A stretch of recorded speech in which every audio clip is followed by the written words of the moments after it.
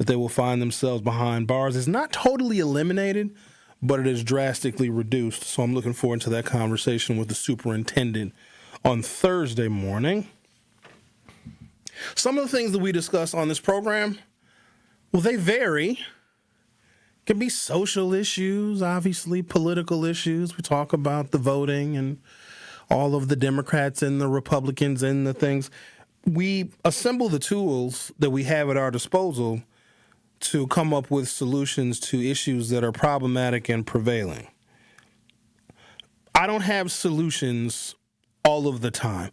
I will suggest things. You all will suggest things. I have ideas, you have ideas, and maybe, just maybe, those ideas sound good to enough people to where an attempt to implement one of those ideas, let's say that when it comes to funding education, or when it comes to reducing violence, or reckless driving, we come up with some ideas and then we have to test those ideas. Maybe there's a local ordinance, maybe a county ordinance, maybe there is a state law. Reckless driving is a good example because it was just a serious plague in the city of Milwaukee. I would argue that it still is.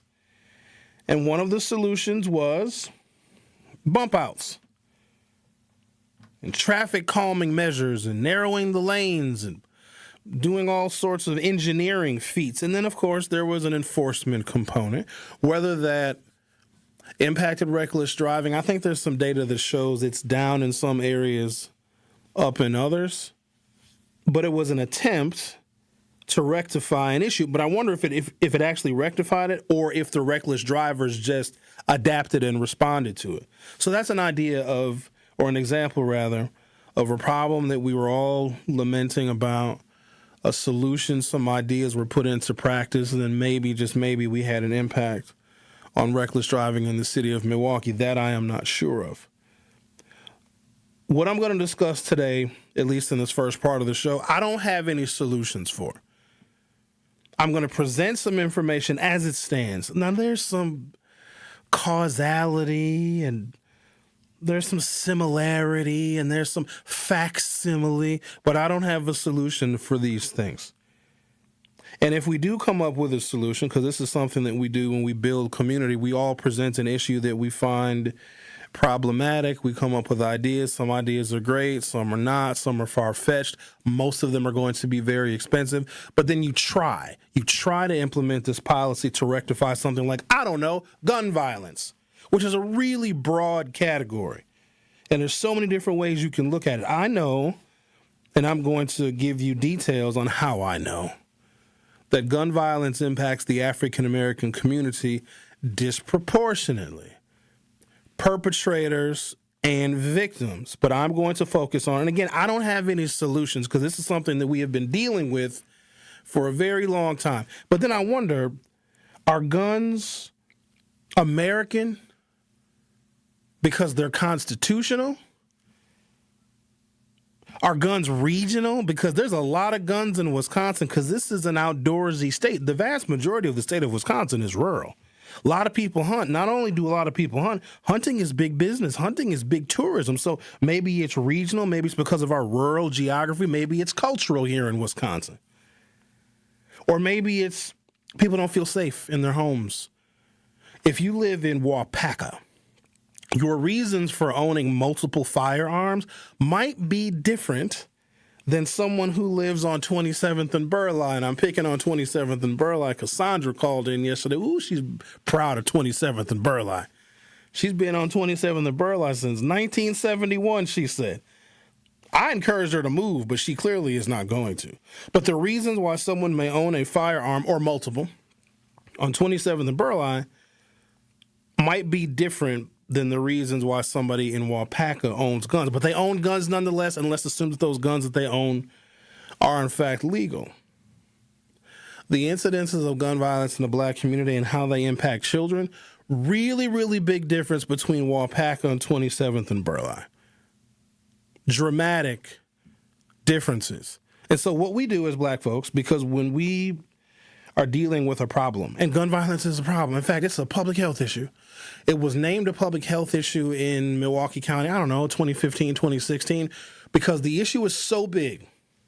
It is so verbose that we need to reclassify it so that we can get different types of funding streams from different levels of government to begin to solve the problem. And so it's embarrassing for us, too, because whenever we hear about a story on the news and somebody is getting shot, now also in a densely populated urban area where you have more people, the likelihood you're going to have somebody getting shot goes up exponentially. If in Waupaca, your next door neighbor is 2.5 miles away, where in the city of Milwaukee on some blocks, you might have 200 people that live on a single block. So just the fact that you have more densely populated people, and also if you have one shooting per 1,000 people, which is a really high number, by the way, but it's an even number that helps me make my point. That's 600 shootings in the city of Milwaukee. One shooting per 1,000 people. In a town like Waupaca or somewhere near Waupaca, you might only just have 1,000 people. So they may have one shooting. What's interesting is the gun violence rate is exactly the same, but the number is higher in the city. And we, as black people, we look at their incidents of gun violence. We say, well, Sherwin, they have school shootings and mass shootings. Okay, fair enough. They do. But not every day. Ours are daily. I don't cover intentionally shootings unless it's a real extenuating circumstance, because if I cover who gets shot in the city, I will be talking about it every single day, and the details that we get are scant. It could be total self-defense. It could be a woman fighting off her attacker. We don't get that information because the situation has not yet been adjudicated. It may not be adjudicated for months, if not years. All we hear is person shot dead on 33rd and Burleigh. See, I moved a couple of blocks away from 27th and Burleigh. I was scrolling Instagram last night and I thought I was hallucinating. I was tired.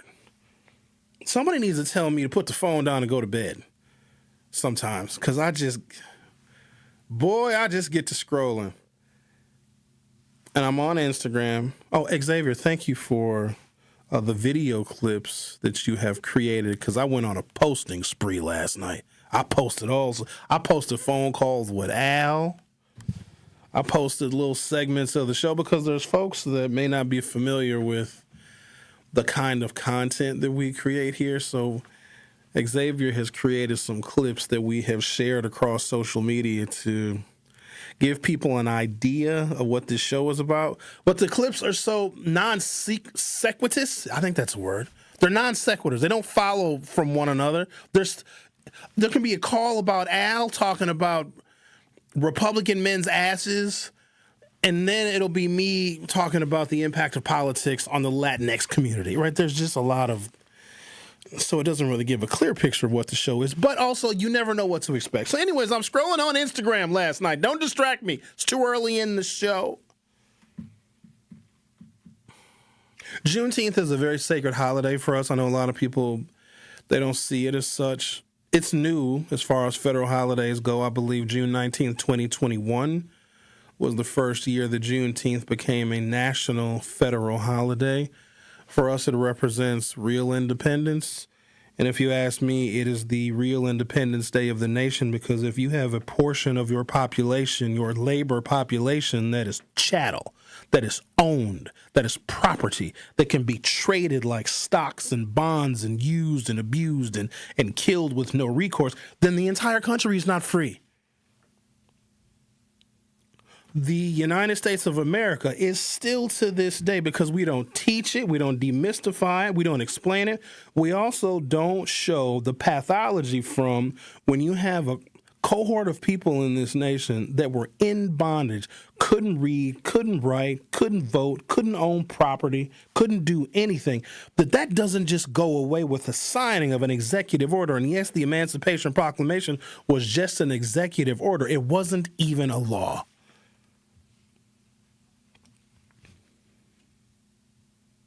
The entire country was in bondage until June 19th, 1865. Freedom took another 100 years, and even then, I don't know if we can use the word freedom as it is defined by Webster's. Does it make any sense to any of you? This is a rhetorical question. Don't answer it because I don't care what your answer is, because I know what the answer is. Why it should have taken a full century, 100 years, for those of African descent to have their rights restored and protected by the government that they helped assemble. And I say that because we built the White House. A lot of stuff that black people built is still standing. So Juneteenth represents a lot. It's also a lot of fun. I have been in and gone to more Juneteenth Day parades and celebrations than I care to count. It's like a big old family reunion because there's some people that you don't see very often. Just, we're busy and we all have other responsibilities. But you'll see them at Juneteenth. And it's a beautiful thing. A lot of harmony, a lot of unity, a lot of barbecue. Lots of people barbecuing. So I'm scrolling on Instagram and I see this, I guess it's a digital flyer. X, I'm going to have you pull it up when we come back from this break because when I saw it, I'm like, oh, I need to go to bed because this ain't real.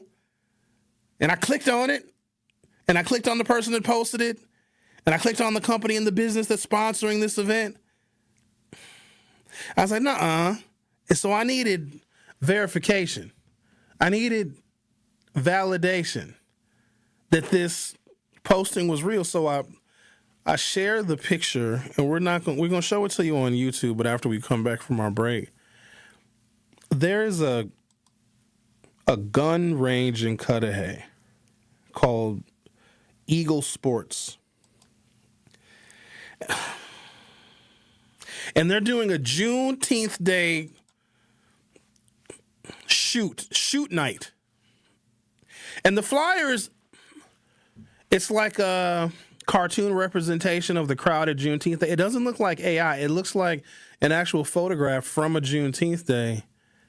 And they just made the subjects in the pictures look like cartoons. And it says Juneteenth shoot night, open until 12 a.m., 50% off range time from 5 p.m. until midnight. I was like, well, wait now. Because I'm trying to rationalize it. Because we have guns. We're legal gun owners. In fact, our YouTube poll today, because I want to see something, trying to figure something out. I ask you guys a poll question every single day. Today, I want to know if you guys are current gun owners because I don't know how I should be looking at this flyer. The flyer we're going to show you, but they are advertising 50% off range time for a Juneteenth shoot night. The way that I see African Americans impacted by gun violence, and especially how children are impacted by gun violence, don't worry, I'm going to give you all the statistics. If you're not convinced now, you will be in about 15 or 20 minutes that the reason why, one of the many reasons why, there is no meaningful legislation to curb or curtail gun violence is because black children are 11 times more likely to die by gun than a white child. And if you are a Republican lawmaker in this day and age, you like them odds. That means that your future adversarials, black voters, may not make it to the ballot box because of the 10x number in which black children are killed and harmed by guns than white children. And so then when I see our sacred holiday, Juneteenth Day, there's a shooting night at a gun range in Cudahy. Cudahy is not exactly a black community. And I've been to Cudahy many, many times. I got friends that live in Cudahy, and every time I enter into Cudahy, I take a breath. I'm like, oh, here we go. This may not end well for me. A black guy with a Tesla, I would pull me over in Cudahy. And so I'm trying to figure out the angle of the Juneteenth shoot night from 5 p.m. until midnight at a gun range in Cudahy. And then when I look at the person that posted the flyer, it's the Eagle Sports Range. They have a really weird Instagram, like really weird promotions and advertising. And I think they're trying to be different and trying to be unique. But this might be a bridge too far. So I'm going to take a break, come back. And we come back, we're going to show you this flyer. And maybe I'm blowing this thing out of proportion. Maybe black people should celebrate Juneteenth Day by shooting guns? Okay, well, we're going to figure it out. The Truth with Sherwin Hughes on 101.7 FM. We'll be right back. Don't touch that dial. The Truth with Sherwin Hughes will be right back on 101.7 The Truth, The Truth app, and 101.7thetruth.com. Coming with straight truth. Did you go along with this? Did you plot this out? Did you go into the store with the intentions of causing a negative situation? This is the part that people don't like once they get into court after they get caught. Now, should he be executed for killing somebody he didn't do? I don't think so. He's already serving life. He's going to die in prison. I think that that's what's going to happen. At the same time, this is a message to the younger folks. Catch the Tory Lowe Show every weekday from 1 p.m. to 4 p.m. The Truth with Sherwin Hughes returns after this on 101.7 The Truth, The Truth app, and 101.7thetruth.com.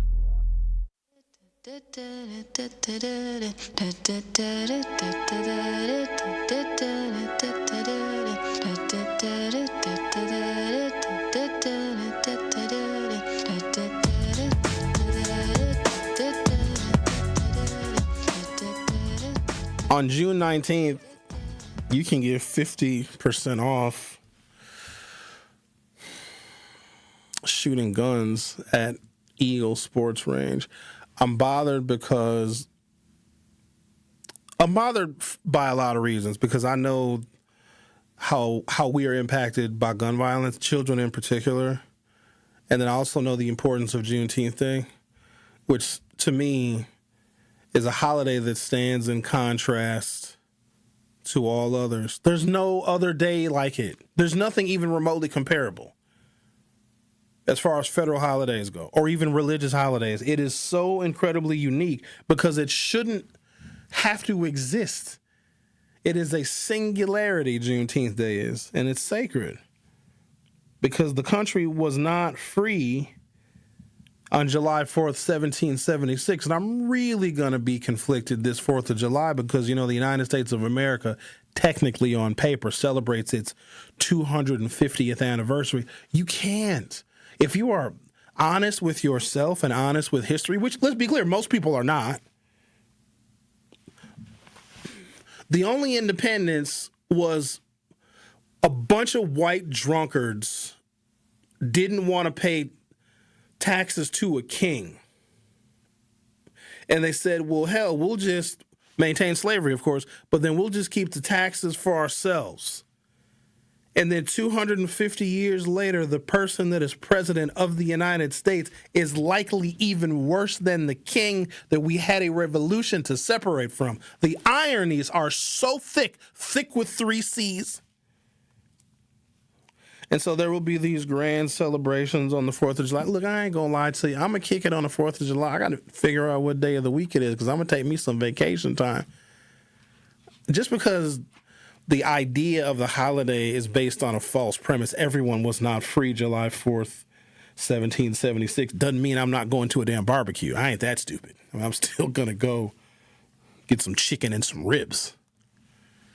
But it isn't factually accurate to celebrate independence. It's the colony's independence from Europe, but the foundation that Europe laid of both capitalism, treachery, terror, slavery, religious indoctrination, the slaughter of Native Americans, all of those things persisted. This was not a free nation. And I can look at some of the economic disparities that exist right now where if you want to make it, the amount of money that you need as far as income goes just to be able to afford to live is a new repackaged form of slavery. And slavery also still exists. All you have to do is commit a crime and you technically, legally, constitutionally, you are a slave. In fact, slave labor is one of the reasons why minimum wage has not been raised. Why would we pay you? Really, the minimum wage now needs to be like $30 an hour. And depending upon where you live in the country, it probably should be higher than that because the cost of living on the coast, especially in New York and LA, insanity. It is insane how much money you need. That's why the homeless population is so big. Costs too much to have a place to live. It's a new kind of economic slavery because the jobs that people need, you have to go into so much debt to get the education and the technical training to get the job that is going to pay you enough money so you can just barely live and barely survive. And yes, you have the income, but now you got all this debt. And student loan debt don't go away because Donald Trump took away the forgiveness. But why did he do that? I know I'm getting a bit off base, but I have so much to talk about on this topic because black women per capita were saddled with more student debt than any other demographic group, and Trump saw that as DEI. X, can we post it? Can we post a picture? I want people to see this flyer because maybe I'm blowing this thing out of proportion. Maybe it's a good idea for black people or all people to go and shoot guns on Juneteenth Day. But there's something about it. It don't sit right with my soul. Now, if you go to youtube.com or open up your YouTube app from your smartphone or other mobile device, search 1017 The Truth, hit subscribe, of course. You'll be able to see the photograph of this flyer. It says Juneteenth shoot night. X, what do you think about this? Like, if you're scrolling on Instagram late at night when you really should be in bed because you got to get up and do a radio show in the morning, and you come across this, it's the visual imagery for me because I see black women with weaves. I see black children. It looks like a white guy in there for good measure, but it looks like a real photograph of Juneteenth Day, which they reformatted the picture so it's more like cartoon-like, but it says Juneteenth shoot night. Are they trolling me? I don't think it's that bad. I think it's nothing more American than going and shooting some guns, right? I'm looking a little bit deeper than that. Well, I get where you're coming from. Like, oh yeah, it's American. But the fact that just say we're having a shoot night on June 19th. They're taking a holiday that has particular meaning for a very specific and marginalized group of people that are disproportionately impacted by guns, especially black children. Maybe this will be more offensive when I give you guys the information on just how bad it is for black children. I have this other thing too. Oh, I can't wait to share this with you. And again, like I said earlier, I don't have any solutions for this. I just got ideas. Maybe it's helping us practice for the revolution you've been talking about. Yeah, the revolution ain't coming. Nobody is willing to risk their jobs. I don't know. You were talking about the youth, the teen takeovers, I think that's well, how old do you have to be old and gun in Wisconsin? 18, right? For a rifle. The teen takeovers, if they persist, are going to tank David Crowley's campaign for governor, because especially if they're happening in Milwaukee County parks, he's done. So that's a whole... I think that I was trying to look at different angles of the teen takeovers, but that's not a revolution because they're not equipped. None of us, we're not equipped for revolution. And who's the revolution? Who are we going to be fighting for and against? That's the other problem. The billionaires. Billionaires are unreachable. The Epstein class. You can't touch them. They'll just shut off the internet. They'll just go colonize Mars and just, what are we going to do? We're not going to Mars. Exactly. We'll be stuck here. So I have this, it looks at 12-year-old black boys. I'm going to present this information later on in the show. And maybe because I know these details and I've studied these details, why this Juneteenth shoot night at the Eagle Sports Range, which I'm clearly advertising for them, why it's so incredibly offensive to me, because once you see things and once you learn things, you can't unsee and you can't unlearn them. And because I have just drowned myself in information and data and facts and statistics about our community, because I'm trying to understand our community, not just subjectively, but scientifically, to try and find solutions somewhere in the cosmos, like somewhere in a mathematical equation. If I add this and 2 times this and 3 times this and the square root of that, maybe I can come up with a better idea so the black folks can live better on this planet. They look at 12-year-old boys. They take 100 random 12-year-old black boys, and it follows them through the age of 30, and it gives statistics on how many of them are going to be dead, how many of them are going to be victims and perpetrators of gun violence, how many of them are going to be married, how many of them are going to own a home, how many of them are going to have an associate's degree or higher. And the statistics are, it's maddening. That's why I'm glad I'm talking to the superintendent, Brenda Caselius, on Thursday. Let me be clear. My conversation with her is also not about solutions. I just want to talk to the lady. Because it seems like it's just been us talking about education. And there are some educators that listen to the program, but not enough to have institutional change on the output of black children coming out of MPS. Am I blowing this thing out of proportion? Maybe I am. Maybe we should go because here's the irony. Somebody's going to get shot on Juneteenth. The irony of going to a gun range and shooting. You think someone's going to get shot at the gun range? Someone's going to get shot in the city of Milwaukee on June 19th. Not at the gun range, but somewhere in the city or the county. And there's irony in that you have a business that is advertising being a better shot. Because that's why you go to the gun range, so you don't miss. So you're a better shot. But then someone, statistically, is probably going to get shot on June 19th, 2026. I'm going to take a break, come back. I'm going to read some of your comments while I'm on commercial break because maybe I am blowing this thing out of proportion. But once I share with you the data and the statistics on how bad it is for black children in particular when it comes to gun violence, then maybe this thing, because it's serious. It's not, you don't play with our holidays. And we commercialize holidays in this country. Like on Dr. King Day, there'll be like a mattress sale. Oh, Memorial Day sale, Mother's Day sale, Father's Day sale. So whenever there's a holiday, whenever people have off work, there's always businesses and companies that want to advertise and get you to spend your money on the damn holiday. I'm not ready for Juneteenth Day to be commercialized just yet. It's only been 5 years since it's been a federal holiday. And if you're going to commercialize it, okay, fine. Maybe promote and support the black-owned businesses that we know and love so much. But a gun range in Cudahy?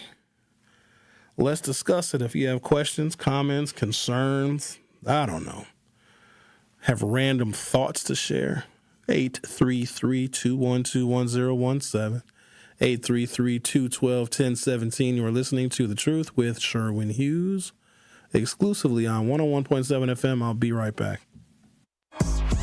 Don't touch that dial. The Truth with Sherwin Hughes will be right back on 101.7 The Truth, The Truth app, and 1017thetruth.com. Life's better with American Family Insurance because we know you love working weekends. If it means working on your dream home, both inside and out. And we're here to help protect those dreams so you can enjoy peace of mind. Save up to 40% when you bundle home and auto. American Family Insurance. Get a quote and find an agent at amfam.com. Products, pricing, and availability vary based on the way you purchase insurance and by state. Some exclusions apply. American Family Mutual Insurance Company, SI, and its operating companies, 6000 American Parkway, Madison, Wisconsin. The baked potato just became the main event. At Loaded Spud, we take comfort food and turn it into something bold. Fresh baked potatoes piled high with creative toppings like buffalo chicken, steak and cheese, and classic loaded favorites, all made fresh and built to satisfy. Big flavor, generous portions, no shortcuts. It's fast, affordable, and proudly local. Loaded Spud, Milwaukee's most unexpected comfort food. Stop in today at 789 North Water Street or visit online at www.letsgetloaded.online. You served behind the desk. You served in combat. You did 4 years and got out. You were drafted. You gave 20 years. You gave exactly what your country needed. And so did you. When you raised your hand and swore an oath to your country, when you put your name on a dotted line, you became part of only 1% of Americans who did the same. You are a veteran. You are a veteran. You are a veteran. Because no matter when, where, or how you served, you made a sacrifice for your country, and you deserve support. If you're struggling with life after service, don't wait. Reach out. Reach out to a loved one, to a fellow veteran, to VA. Find resources at va.gov/reach. Brought to you by the United States Department of Veterans Affairs and the Ad Council. Many of our most important memories are made at school. But for children like Victoria, the classroom can be a place of fear and isolation. She wore a bandage over her cleft every day, too shy to speak, too afraid to smile. Everything changed after one life-transforming surgery made possible by Smile Train. Today, Victoria's smile lights up her classroom, a symbol of confidence, connection, and new beginnings. Due to stigma, children with untreated clefts often miss out on school entirely. But thanks to Smile Train, students like Victoria are stepping into the classroom, raising their hands, and finding their voice. Smile Train partners with local experts to support with free cleft surgeries and other comprehensive care, empowering children to thrive in school and in life. Let's help every child walk into the classroom with confidence. Visit smiletrain.org/learn.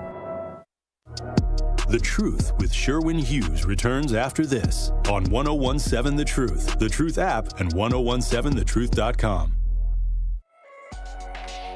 Thank you. Far too kind. Woo. Yeah. Ready? Woo. Let's go. Can I get an encore? Do you want more? Cook and roll with the Brooklyn boys. So for one last time. The statistics are, well, as you would expect, because you need the statistics to back up policy changes. We know that there's a problem, but in order for the problem to be considered for a solution, we got to know how bad it is. And let's say we come up with a solution, which I don't know what it is. It's a combination of things that either we're not willing to try, or there isn't the political motivation to do so, or it's a funding issue. We seem to think, I hear it all the time, I get frustrated. But when I get frustrated, that means that I'm not doing my job as a radio host, because people will come up with an idea. How come the government just can't give us money for that? Well, we got a solution. How come they got all this money? No, they don't. No, they do not. And the money is yours. Okay. Calm down. Where are my papers at? You know I like to crumple up my papers.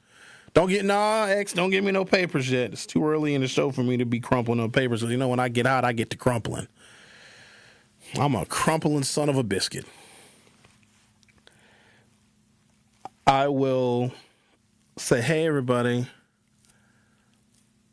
you need to get flood insurance, because insuring your property against the damage that is going to happen again from heavy rains and flooded streets, and then ultimately there will be sewer backups in your basements.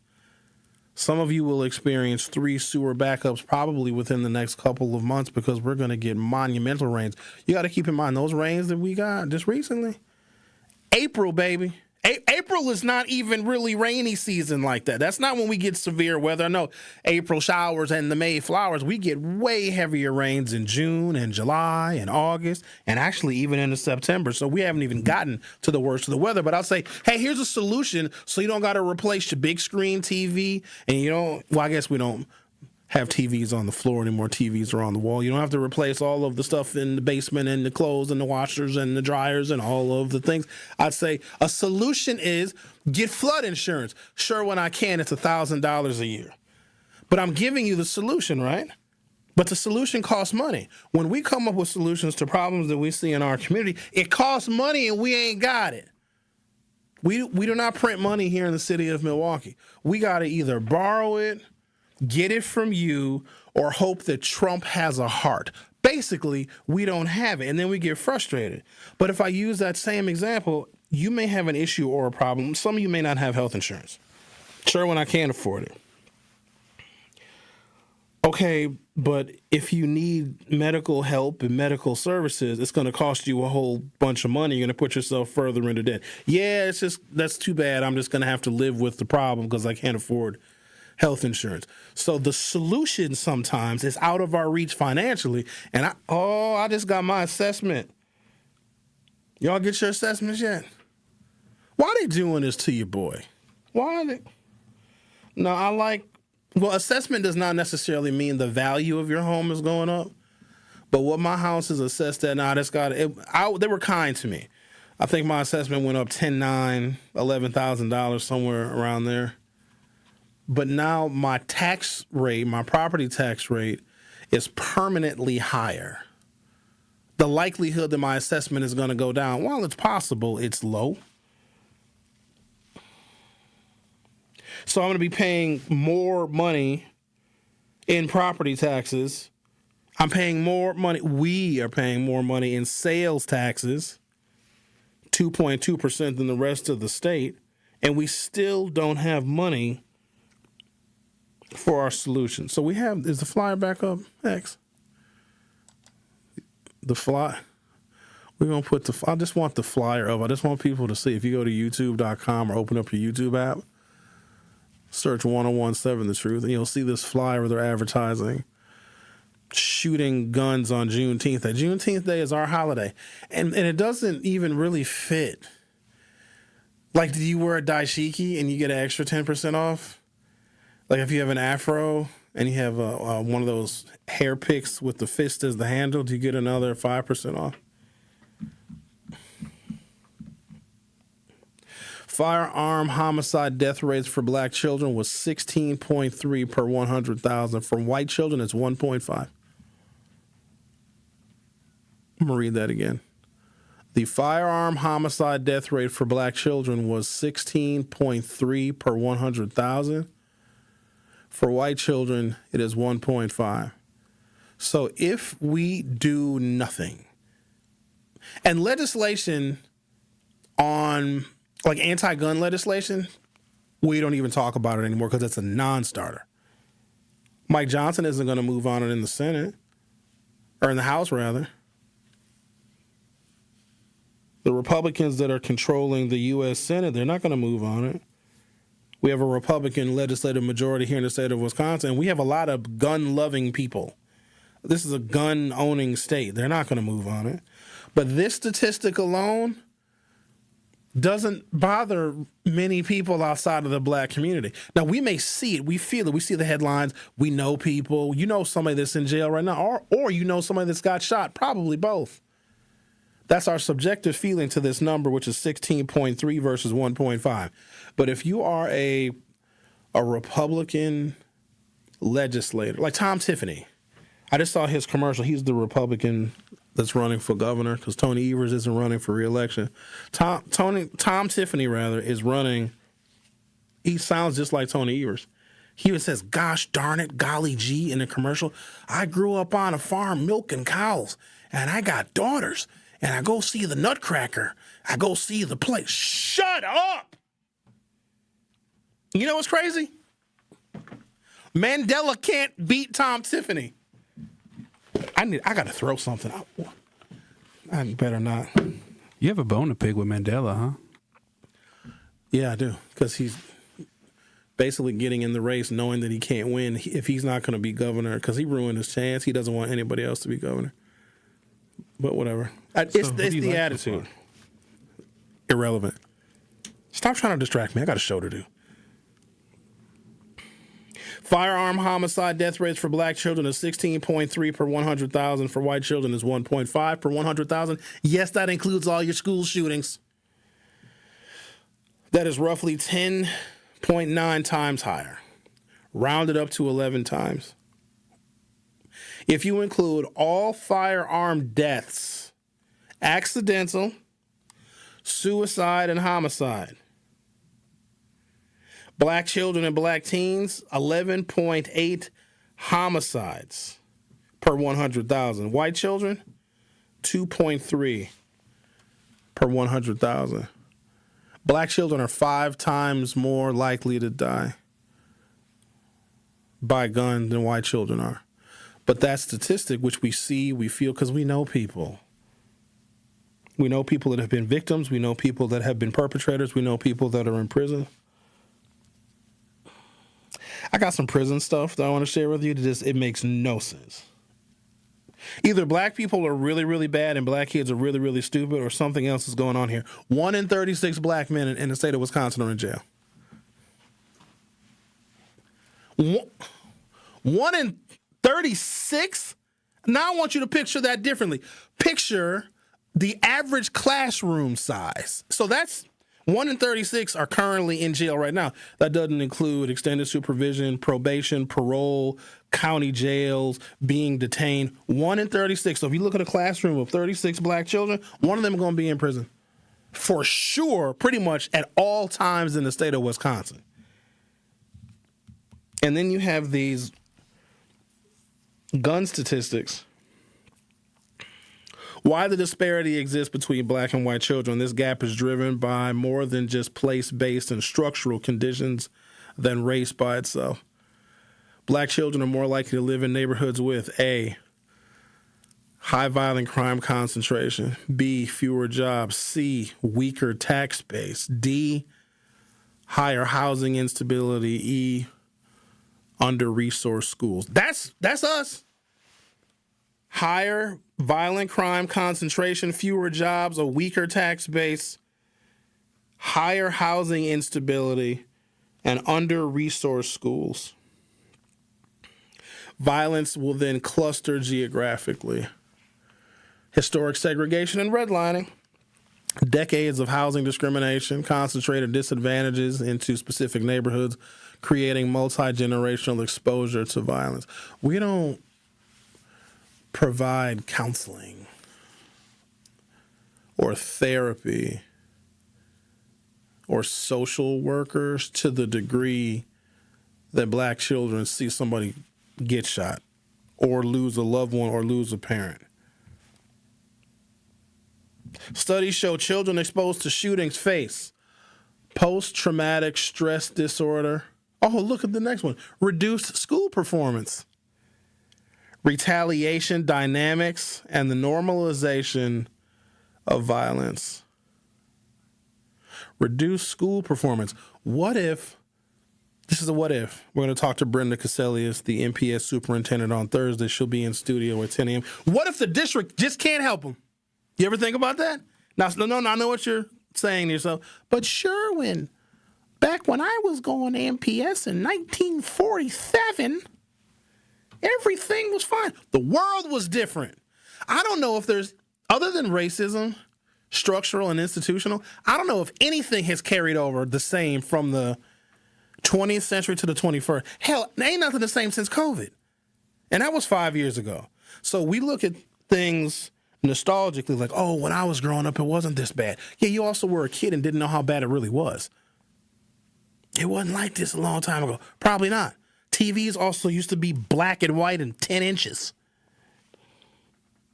Take a break, come back. Need to find some paper to crumple up. You're listening to The Truth with Sherwin Hughes on 101.7 FM. I'll be back in a couple minutes.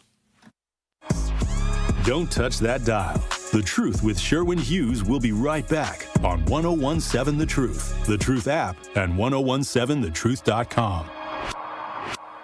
Truth Nation, it's your boy Tory Lowe, and I need to let you know the award-winning Tory Lowe Show can now be streamed live on YouTube. How? Every day from 1 to 4. Truth Nation, I am now bringing all the smoke on YouTube every single weekday. Hey, how? I need you to go to YouTube right now and subscribe to 101.7 The Truth and check out the award-winning Tory Lowe Show live every afternoon. Milwaukee Black Talk is now streaming live on YouTube. Now that's powerful. Hi, this is Sherwin Hughes from 101.7 The Truth, and I want to talk to you about something bigger than just buying a house. I'm talking about building a legacy. Owning a home isn't just about 4 walls and a roof. It's about giving your kids a place where memories are made, where birthdays are celebrated, and where they always belong. It's about planting roots, knowing your neighbors, waving from the porch, and being a part of a community that feels like family. If you've been renting and wondering if home ownership is even possible, Axe Housing is here to work with you. An Axe Housing coach will help you create a plan, a budget, and move step by step toward owning a place you can truly call your own. They've already helped over 4,000 families become homeowners, and many are paying less than they were paying for rent. Don't let where you are today stop your families tomorrow. Start your journey at axehousing.org. That is ACTShousing.org. Your legacy begins at home. Injured? Call Gruber Law Offices today. One call, that's all. Literally one call, that's all. I made one call and that's all, worry-free. One call, that's all. It worked. Just one call and that's all. They will do what they say they're gonna do. One call and that's all. One call, that's all means security. It's literally one call, that's all. It's a phrase we'll never forget. Gruber Law Offices. One call, that's all. In Milwaukee County, equity means making sure everyone has a real chance to thrive. That's why the Milwaukee County Office of Equity works to help remove barriers, strengthen community connections, and support fair access to opportunities across Milwaukee County. Want to learn what they do, explore resources, or find ways to get involved? Just search Milwaukee County Office of Equity online. Milwaukee County Office of Equity, advancing equity for all Milwaukee County residents.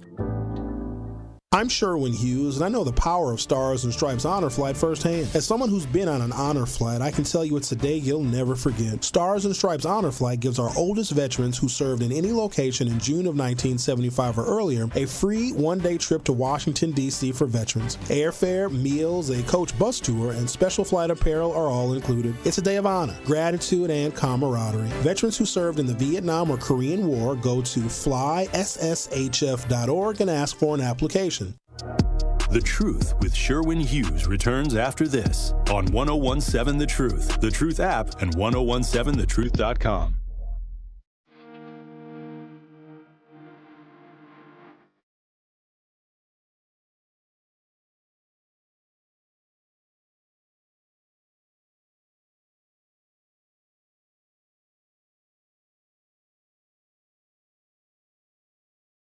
Locked and Lovely says, Eagle Sports Range, isn't that the black-owned shooting range here in the city? Where's the black-owned shooting range in the city?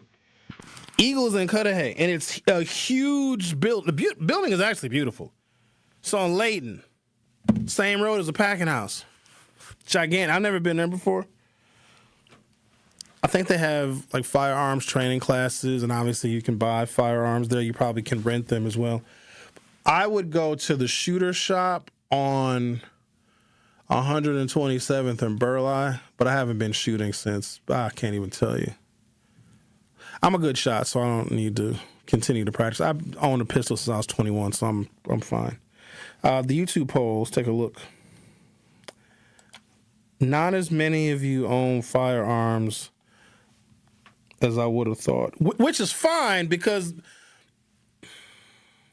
it's been dramatized by Hollywood statistically now. Now, y'all don't believe numbers sometimes because there's somebody in the YouTube chat saying that Mars doesn't exist. So I know that when I talk about numbers and statistics, I lose a good percentage of you because some of y'all just don't math very good. Nobody's breaking into your house when you're home. Statistically, not going to happen. Not going to happen. And if they do break into your house when you are home, you being able to get to your firearm, aim it and shoot it while you're nervous, scared, adrenaline is running, people in your house are screaming, you're tripping, you're falling, the likelihood is very, very, very low. But we seem to think, because we see it on TV and in the movie, somebody's going to break into my house and steal my refrigerator. Here's the thing, and I don't want to burst your bubble because I know you work hard for all the things that you have. You don't really have anything in your house that people want. What are they going to take your coffee table? What are they going to... That necklace you wear is fake. Nobody wants your... What are they going to steal your flat screen TV? You can get like 108-inch flat screen TV for like $6.99. Can you believe that plasma TVs used to be $15,000? I have 1, 2, 3, 4 TVs in my house. The biggest is 65, smallest is 24. Combined, they're probably worth $68. I think it was, who said it? I just saw it in YouTube comments, and I want to make note of it because I tend to disagree. Here we go. RC Creation says, I think the goal of blacks going to gun ranges is to desensitize being afraid of guns, self-defense. We have been behind the barrel for too long. So maybe you wanted to say in front of the barrel. Black people are as desensitized to guns as cops are desensitized to using handcuffs. We are incredibly, go talk to a sixth grader, go find one and ask them how easy it is to get a gun. And then ask them if they've ever shot one before. We are incredibly desensitized to guns. We're desensitized to guns because of video games. We're desensitized to guns because of the music, the culture, television, the movies. We are so desensitized to guns that quite honestly, for most of us, they're not even that big of a deal. Our YouTube poll, do you currently own a firearm? 46% of you say yes. Well, that ain't bad. Statistically, you're not going to be a hero.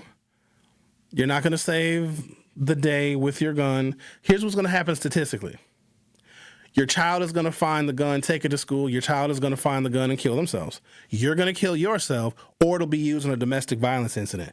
Those are the numbers that you have in your favor if you own a gun. Not someone's going to break into my house. I'm going to stand on the dinner table like a hero, and then a cape is going to appear, and I'm going to pew, pew, pew, pew, and I will raise my arms in the air because I'm a hero. No, it ain't. It's not the likely statistic. But, if you have a firearm and if you feel like you're safer, then I'm not going to take away your subjective feeling of safety. I kind of suggest women get guns, but at the same time, kind of not. My ex-girlfriend is a felon, and her stupid ass used to go to the gun range and shoot. I almost called the police on her once. I should. I'm like, how Sherwin, you want to go to the gun range? No! You're going to go to prison! The Truth with Sherwin Hughes on 101.7 FM. We'll be back for hour 2. Don't touch that dial. The Truth with Sherwin Hughes will be right back on 101.7 The Truth, The Truth app, and 1017thetruth.com. Thank you, Milwaukee. The Tory Low Community Cleanup presented by MMSD was an incredible success, and it's all because of you. Thank you to the families, volunteers, and community leaders who came together to clean up the city of Milwaukee. A very special thank you to our amazing partners, Milwaukee College Prep, Steinhoffels, Cousins Subs, and Waste Management for helping make the Tory Low Cleanup a success. Together, we are making Milwaukee cleaner, stronger, and better, one block at a time. The pulse of the Milwaukee Bucks, straight from a Bucks legend. Can't get it off. Marcus Johnson will, though. Can't leave him alone for a 12. Tap into Here District with Marcus Johnson on Bucks Plus. Marcus and his son Chris offer a weekly beat on Bucks basketball. Get your questions answered and hear from the biggest names in basketball. Find Here District with Marcus Johnson at bucks.com/plus on the Bucks app or wherever you get your podcasts. When I was diagnosed with Hodgkin lymphoma, I had so many questions. I didn't even know that it was cancer. Now I do. It is cancer. Blood cancer. It's actually one of more than 100 different types, and they're all treated differently. Now, unlike some other forms of cancer, usually there's no tumor. You can't screen for it to prevent it, and the symptoms can look like other things, so it could be hard to diagnose. I had a fever for weeks. I was so tired all the time. I didn't feel like eating or doing anything else for that matter. And I know that this can feel scary. But if you know what to look out for, you'll know what to tell your doctor. And you'll feel more empowered to take the next steps. Like getting in touch with the people who know the ins and outs and can help with everything blood cancer related. Blood Cancer United. They work one-on-one with each person who reaches out to answer questions and offer resources. Blood Cancer United was there for me, and they can be there for you. Go to bloodcancerunited.org to learn more. I take care of the kids, and I take care of my dad. I take care of things at work. The groceries, the cleanups, the meltdowns, the doctor's visits, the family events, mealtimes, bedtimes. I take care of all the things everyone else needs. But I haven't made time to take care of what I need. Family caregivers are often overloaded. It can feel overwhelming and exhausting. It's no surprise that millions of caregivers experience symptoms of anxiety and depression every year. But help is available, because there may only be one you, but you don't have to do it alone. Head to mentalhealthcareworks.org. That's mentalhealthcareworks.org to learn how to get the support you deserve, because mental health care works when you make the call. If you're experiencing a mental health crisis or thoughts of suicide, dial 988, a message from the American Psychiatric Association Foundation. Truth Nation, stand up and tap in. This is 1017 FM, 1510 AM WGKB Waukesha and W269DL Milwaukee, a locally owned Good Karma brand station. This is The Truth with Sherwin Hughes on 1017 The Truth, The Truth app, and 1017thetruth.com.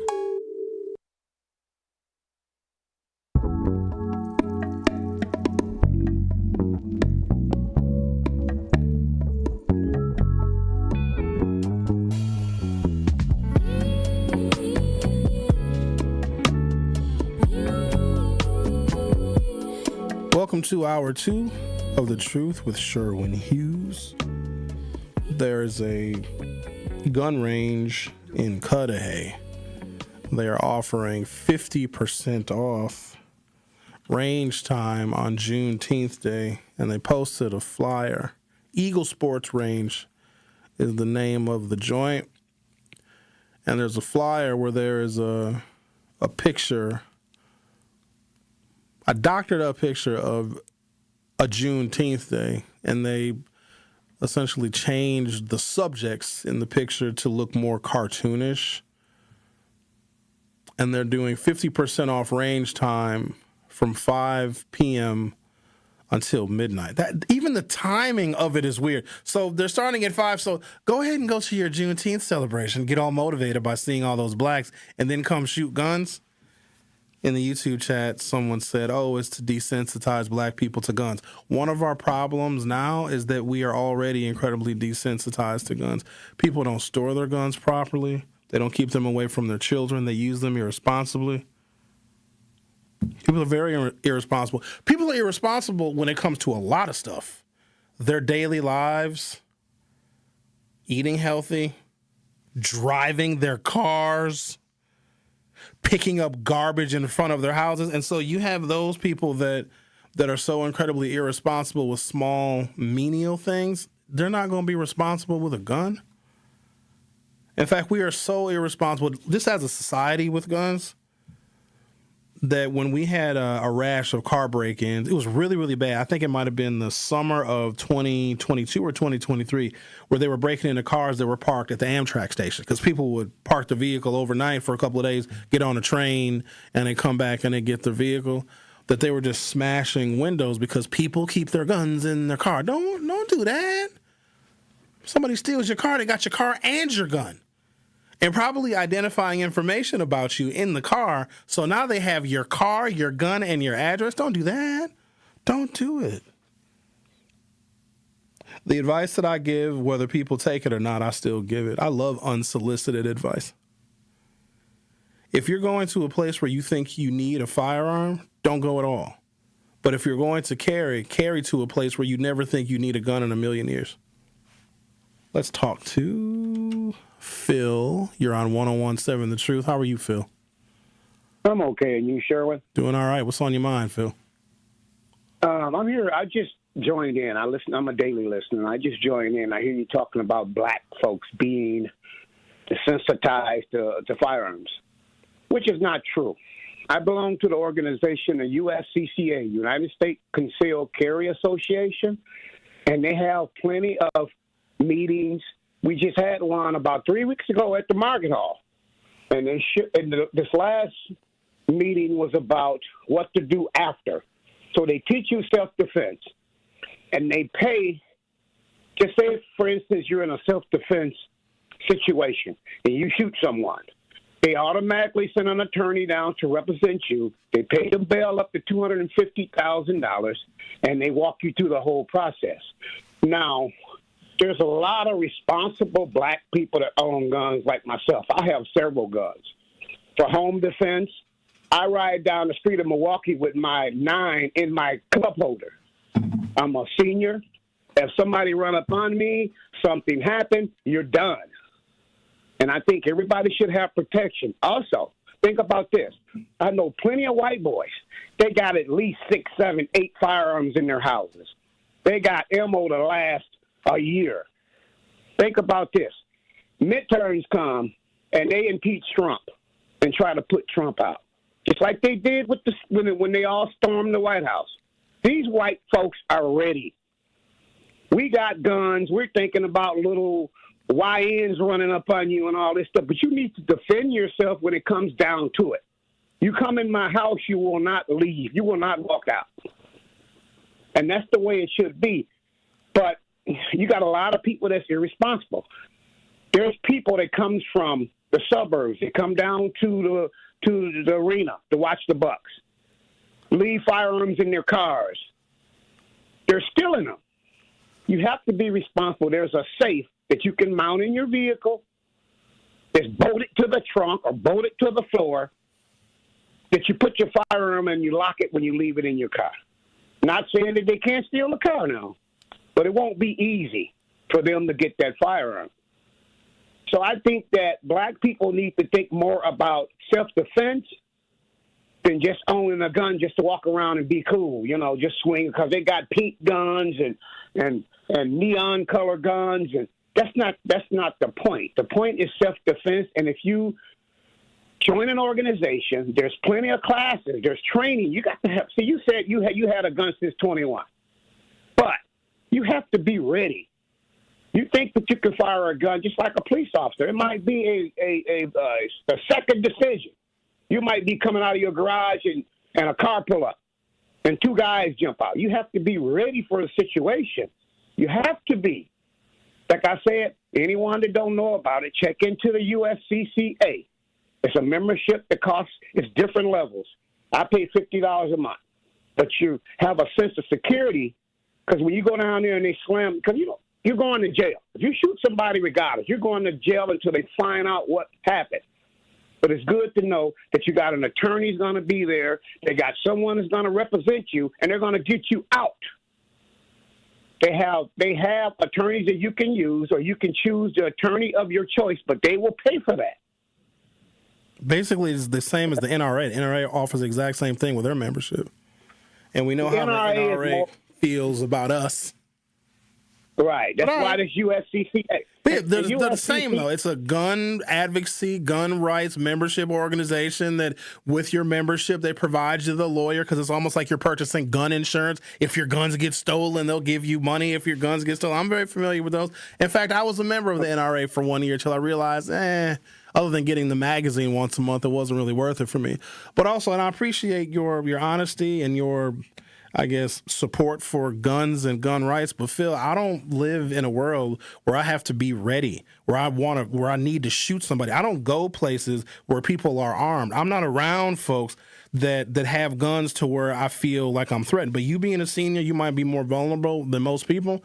But I don't live my life like that, because the worst thing that could ever happen is I have to shoot somebody. Even if it's in self-defense, I will never be the same. And most human beings are not the same, because you got cops that are trained to shoot somebody. They shoot somebody, they're messed up for the rest of their lives to go on duty disability. A regular civilian is not equipped to handle all of that stress in shooting somebody, not to mention the legal bills and the reputation destruction. You might lose your job and a whole bunch of other things. But let me caution you this, brother.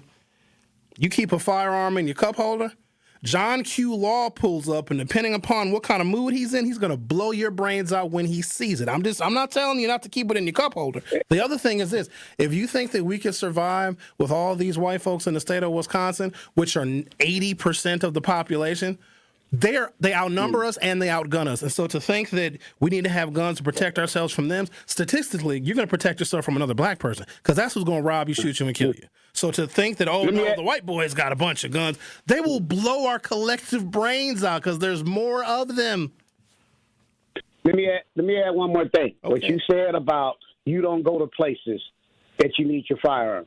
You could be in McDonald's ordering a sandwich and somebody walk in there and start shooting the place up. You can be in Walmart. Phil, you can be in your favorite restaurant. how often does that happen? I'm 51 years old. I ain't never been nowhere, never where a place got shot up. And I also will say this to you, then I got to take a commercial break. How old do you feel, if you don't mind me asking? 64. How many times have you been shot? How many times have you shot somebody? How many times have you had to pull your firearm out and defend yourself in 64 years? Never. Exactly. Thank you, Phil.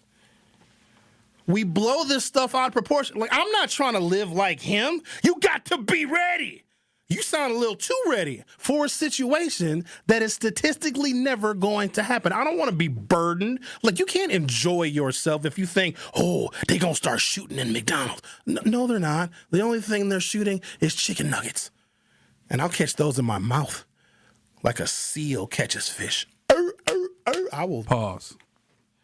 Eat chicken nuggets if you throw them in my mouth. That's his opinion, but he said he rides around with a gun in his cup holder. And I asked him, how many times in 64 years have you ever needed? Never. Conversation over. If you've never, okay, but we don't know what Phil does. Phil might have prostitutes and sell dope. If you're involved in a certain lifestyle, yes, your need for self-defense might be higher.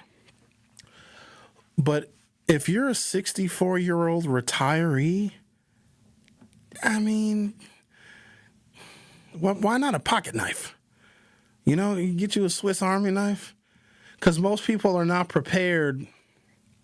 I took the concealed carry class. Let me also qualify my sentiments with this.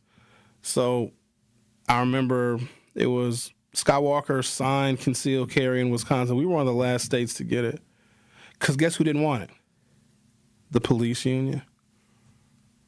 They lobbied against concealed carry in the state of Wisconsin successfully for a year. Skywalker was like, screw it, I'm signing this bill into law. Why do you think law enforcement did not want more people carrying concealed guns all over the state of Wisconsin? Because it puts them at higher risk. And also, police see irresponsibility every single day. Some of y'all don't even know where to put your stickers on your license plate. And I'm supposed to trust you with a gun? There are some people, believe it or not, in the city of Milwaukee that think that a red light is advisory. Okay, maybe I'll stop, maybe I won't. For Christmas, I bought my producer at the time, school board director Daryl Jackson, by the way, who was my first radio producer. He's on the school board now. For a Christmas gift, I got him a concealed carry. We took the class together. This was in December of 12. 100 people in the class. It was at the African American Women's Center. 100 people in a concealed carry class, which teaches you nothing about how to load and unload the weapon, how to clean your gun. Most people don't know how to field strip their guns and clean it because that's what's going to happen, smarty pants. Because whenever you talk to somebody about guns, they don't talk about the real responsibility of keeping your firearm clean.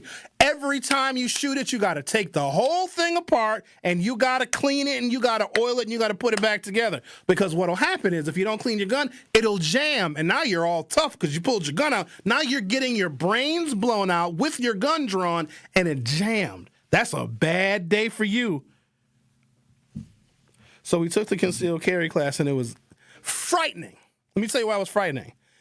100 people were in the class, 97 women, myself, my producer at the time, and one other dude, and we sat at the same table because we were scared of all these women that were about to be armed. And then at the end of the session, there was a Q&A period. Oh, I wish I would have recorded it. Excuse me, sir, I have a question. Oh, yes, ma'am. Yes, what's your question? What if my girlfriend has a boyfriend and she get real mad at him? Can she just shoot him because she mad at him? No. Hi, sir, I have another question. Oh, yeah, you over there in the red blouse. What's your question? If somebody skip in front of me in line and I get real mad and I warn them, I'm sorry, not me, but can somebody else shoot that person? The questions that these women were asking about when they could shoot somebody made me feel that I needed a gun to protect myself from them.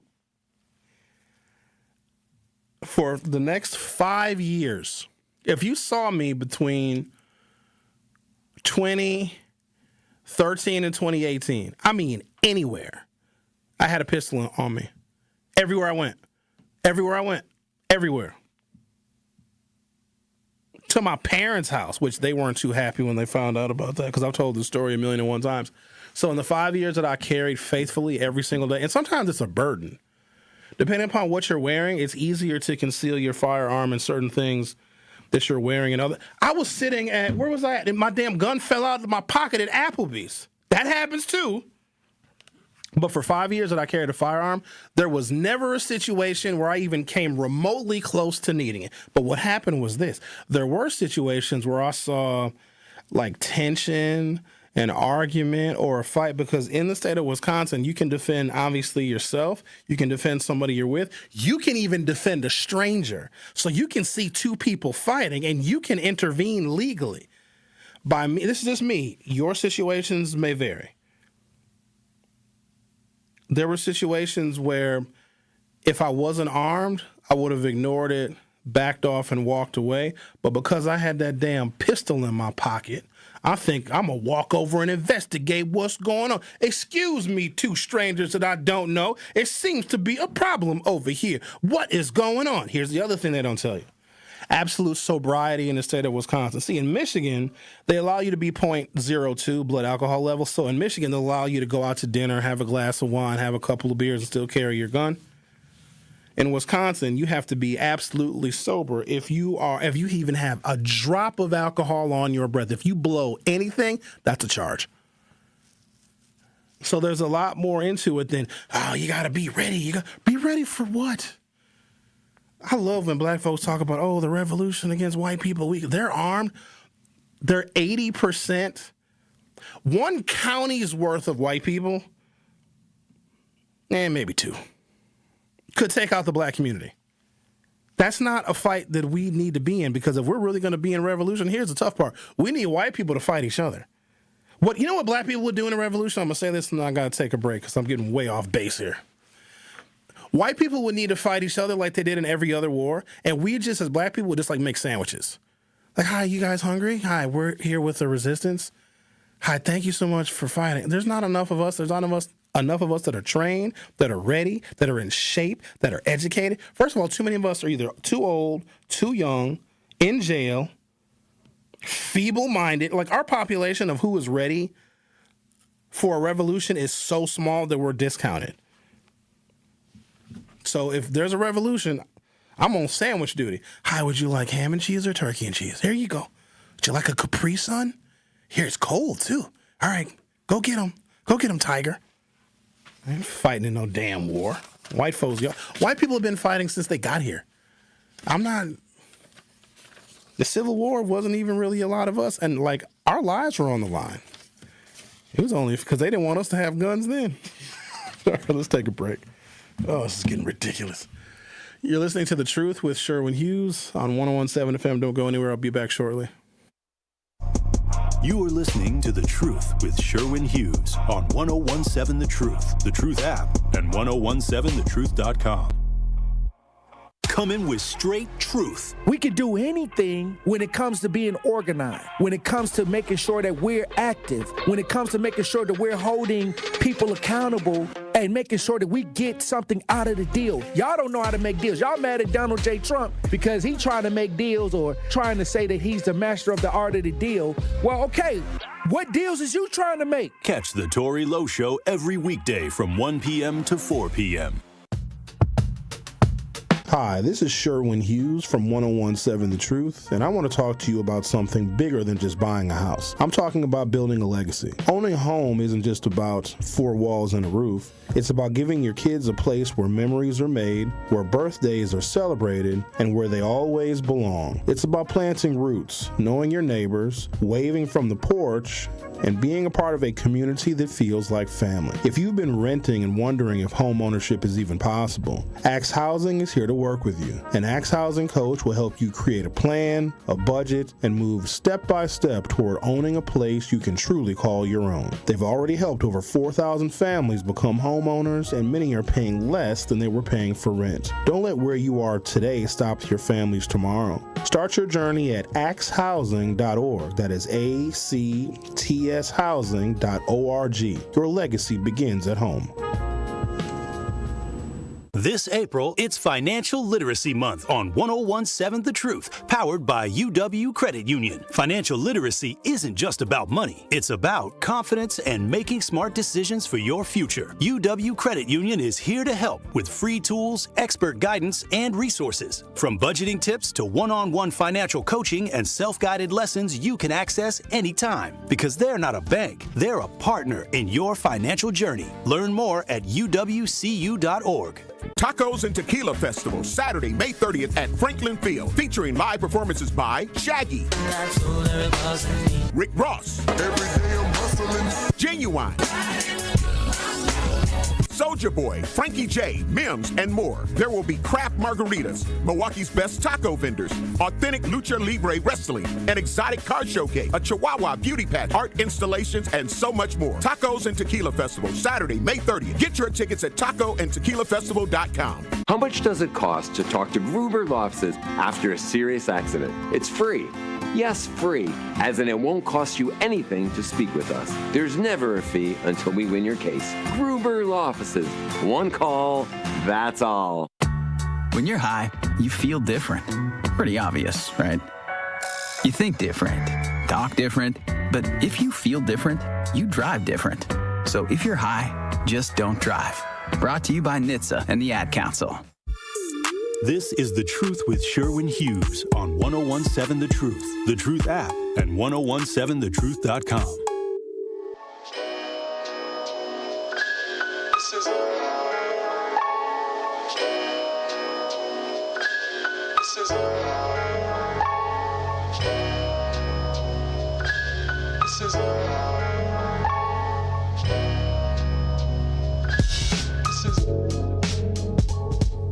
Got some information I want to share with you on the,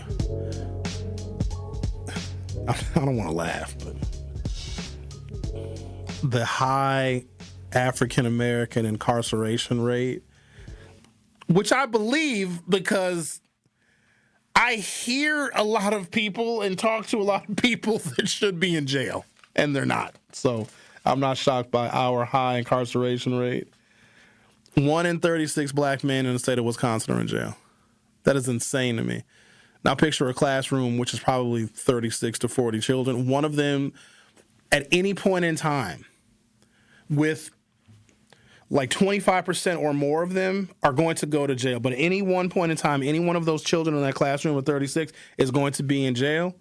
And probably half of them are going to serve time in jail or prison at some point in their life. And again, I told you at the beginning of the show, I don't have solutions for this. I'm just presenting information that tries to explain where we happen to find ourselves socially in this country. But I want to clarify something that Praising the Lord and Brown Deer 662 says.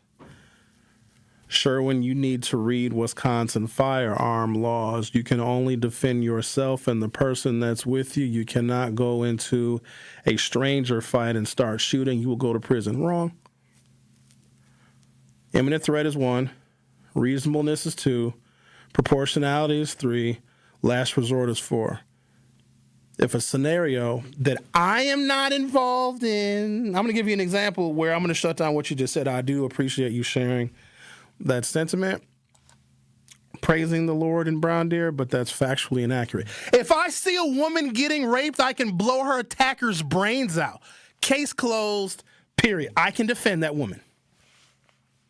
Now, there's a whole bunch of other scenarios, too. If I see a man holding a firearm to an 11-year-old girl's head, I don't know him and I don't know her. You think I'm going to be like, oh, well, I don't know them. I hope that child survives the point-blank headshot they're going to take. I actually can legally intervene. Now, I really hope I don't have to do that, but yes, you can intervene in a situation where you are not directly connected. If a woman is being sexually assaulted and I am witnessing it, and this man is about to take her life and he is raping her, I can shoot him. And the cops will be like, thanks. Now, they're still going to arrest me, though. Because the woman might be like, he's my boyfriend, I love him. Now I'm going to prison for that. But no, if you see, and I'm not encouraging you, please everybody put your guns down, just, unless it's Juneteenth Day apparently, then you can.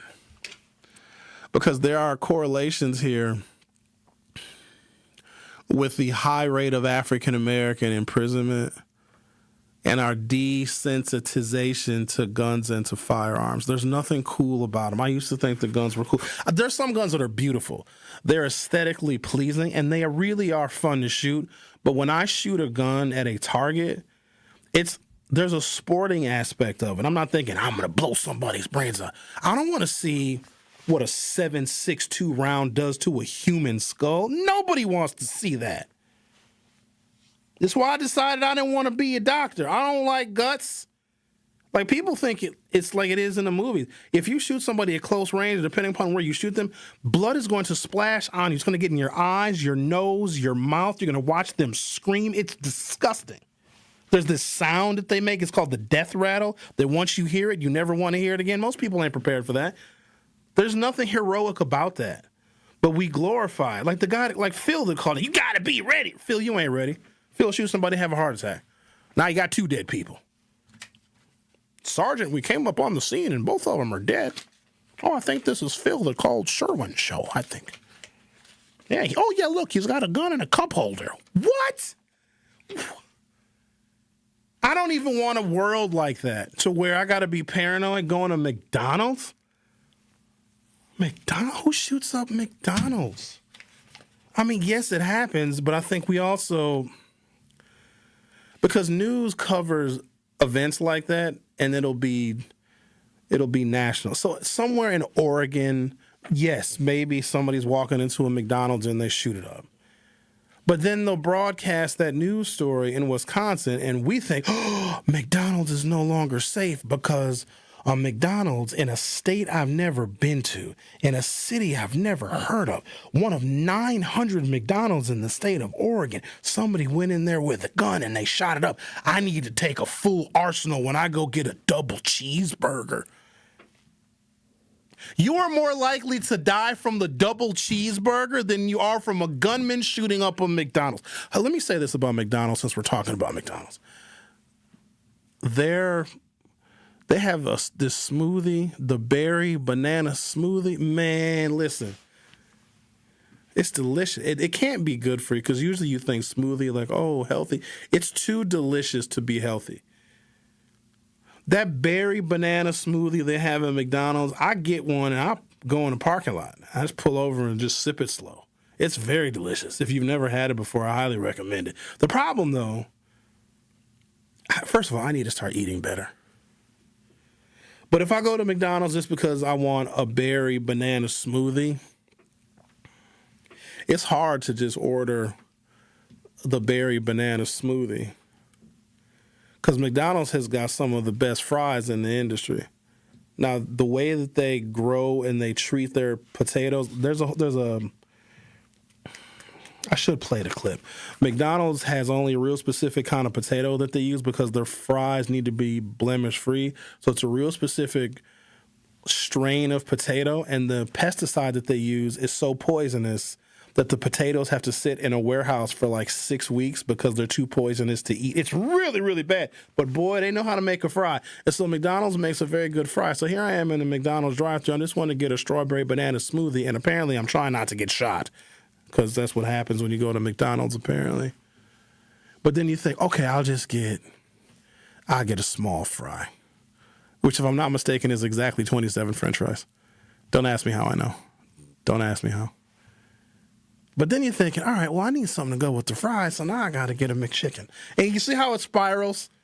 Now you have a strawberry banana smoothie, a large fry, because fries are for the ride home. You know how disappointed I am when I get home? And my McDonald's is close to where I live. Dangerously close. Thank God I had a stress test and I don't have any blocked arteries in my heart. And then they had the nerve to say, Sherwin, just keep doing what you're doing. I'm like, that's horrible advice. So the fries are for the ride home.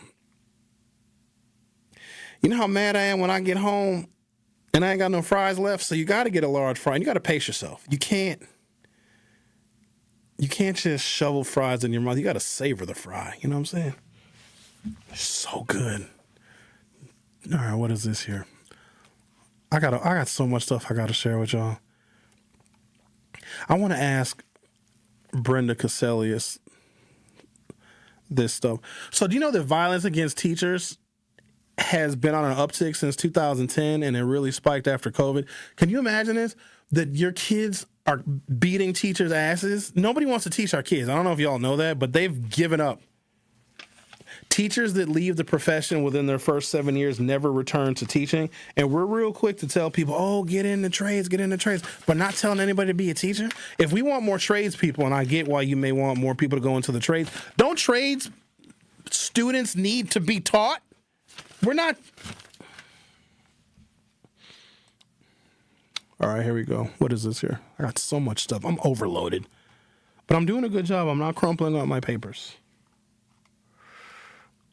I'm still scrolling. This is the longest article in the history of the world. 1 in 36 black men in prison in Wisconsin is roughly 2.8% of black adults in Wisconsin were in state prisons at the time of measurement. That was the highest black imprisonment rate in the country, cited by the Sentencing Project. Wisconsin also imprisoned black residents at nearly 12 times the white rate versus 5 times nationally. What? Hang on, wait a minute.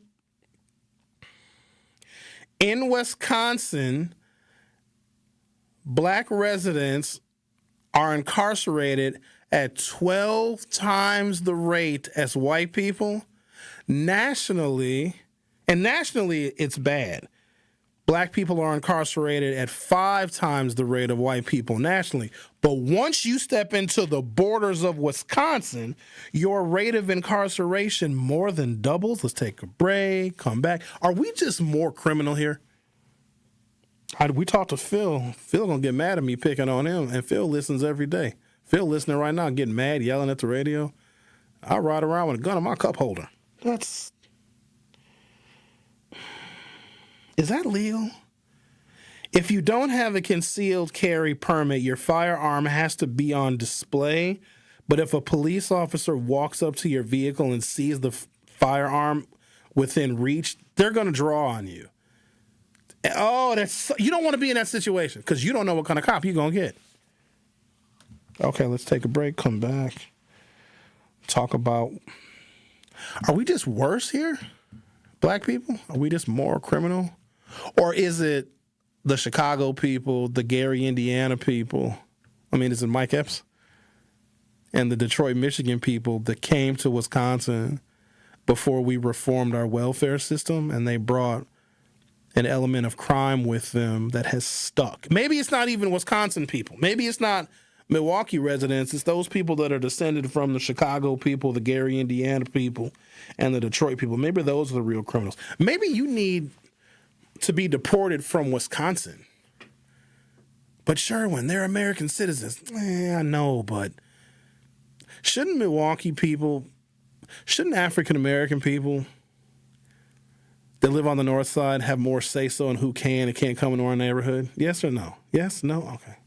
We'll talk about that on the other side. The Truth with Sherwin Hughes. Will be right back. You are listening to The Truth with Sherwin Hughes on 1017 The Truth, The Truth app, and 1017thetruth.com. Brew Crew Tuesdays are back on April 28th. Churio sends it deep to left, and there she goes. Catch the Brewers on local TV as they battle the Arizona Diamondbacks. Yelich launches one deep right center field. Forget about it. Oh, my goodness. Third deck. This edition of Brew Crew Tuesdays is presented by Pella Windows and Doors of Wisconsin. Tune in April 28th at 6:40 on Fox 6 in Milwaukee, or check your local listings to watch the game. Good Karma Brands is proud to be an equal opportunity employer, providing equal employment, development, and advancement opportunities to all teammates and applicants. To learn more about careers with us, please send an email to talentacquisition@goodkarmabrands.com. That's talentacquisition@goodkarmabrands.com. Breaking down the issues that shape our city and our future. If oil gets to $90 a barrel, I'll be able to pay off my house. I think war is awful. It's terrible. It doesn't resolve things. It creates long-lasting hatred and even more conflict that the American people are always going to find themselves involved in. It's The Truth with Sherwin Hughes, weekdays from 9 to noon. But if I don't have a mortgage, you know what I mean?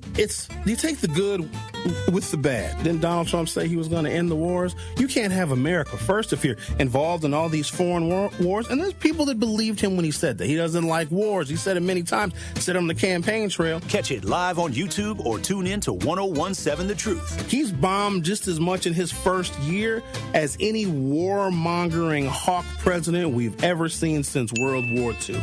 Listen to The Truth with Sherwin Hughes, weekdays from 9 a.m. to 12 p.m.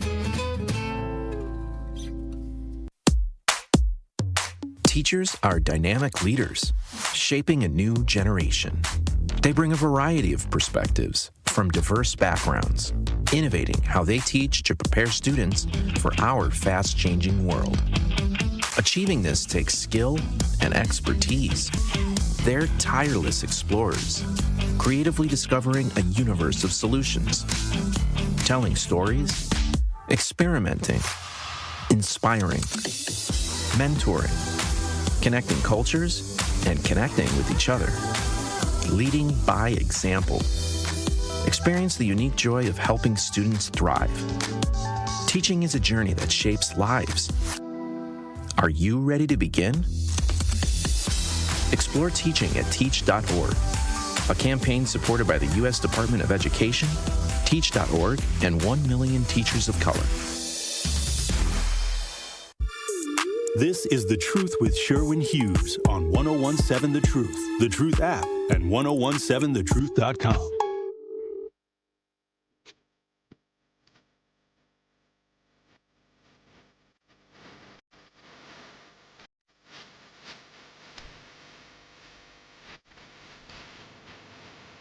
Breaking news. Dan Bice, editorial journalist for the Milwaukee Journal-Sentinel for 33 years, passed away from complications of esophageal cancer on his birthday today. Dan, quote, Dan was a fearless and a fierce, relentless reporter who wrote with clarity and precision. He knew how to cultivate sources and chase the story, said Greg Borowski, executive editor of the Milwaukee Journal-Sentinel. He thought nothing of driving 5 hours to stick a notebook in the governor's face, willing to ask any question and take the blowback that came with it. This article says everyone talked to Daniel Bice, whether they admitted it or not. A veteran political reporter, Bice could conjure a politician's personal phone number in seconds and never feared knocking on the door of someone he was trying to reach. Quote, his loss is a blow to the community, the profession, and especially for our team here. A native of West Virginia, Dan Bice started his Wisconsin career in the Madison Bureau of the Milwaukee Sentinel and then the Milwaukee Journal-Sentinel after the two papers merged in 1995. A few years later, the paper's leadership wanted a new, buzzy watchdog column and tapped Bice and Carrie Spivak, a business reporter, to write it. The pair, nicknamed the Spice Boys, earned national awards and scored countless scoops, including one that ended the political career of former Mayor John O. Norquist. Quote, the two of us working together, it was kind of the odd couple, Spivak said. He's West Virginia, I'm Chicago burbs, but we got along good. We had no sets of rules on how to do stuff. We would just argue it out, but we both had similar news judgment. I have been, in one form or another, involved in politics, whether it be working for elected officials or appointed by them, or raising money for campaigns, managing campaigns, and trying to get good people elected for the last 25 years. And I've enjoyed it thoroughly. But in this work where you're motivated by doing the right thing, because getting good people elected that can make policy that can help satisfy and rectify the great needs for change that we have, oftentimes is thankless work. It's very tough.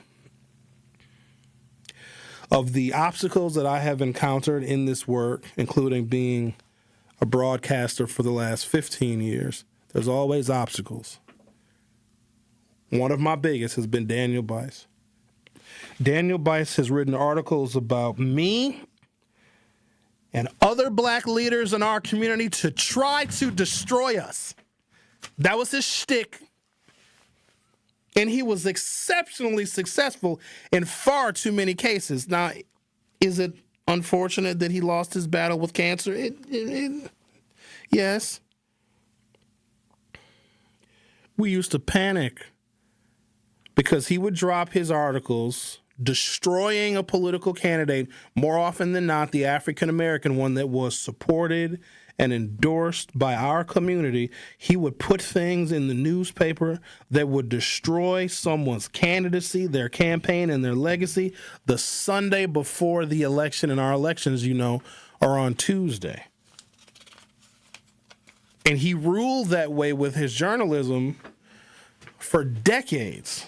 Oh, if Polly was here, she would have so much more to say about him. Now, some would probably say, oh, Sherwin. He wrote bad things about white candidates, too. Sure. But the white candidates have an ability to withstand what Dan Bice could write about them. Our community does not, because depending upon the position, we still need to be credible as black people, black voters, black candidates, and black elected officials. We've got to have credibility with white folks. And white folks in southeastern Wisconsin, they don't trust us. They don't. Well, we don't trust them either. But when Dan Bice writes what we call a hit piece, that can be just enough convincing to where the black candidate, who might be the best candidate, who might be the most qualified candidate, will lose that election, therefore setting our community back. Now, it's unfortunate that the man died, but just the stuff he has written about me, and it's personal, actually, for me. Dan Bice, Journal Sentinel editorial columnist of 33 years, dead on his birthday. He was 62 years old. The Truth with Sherwin Hughes on 101.7 FM. We'll be right back.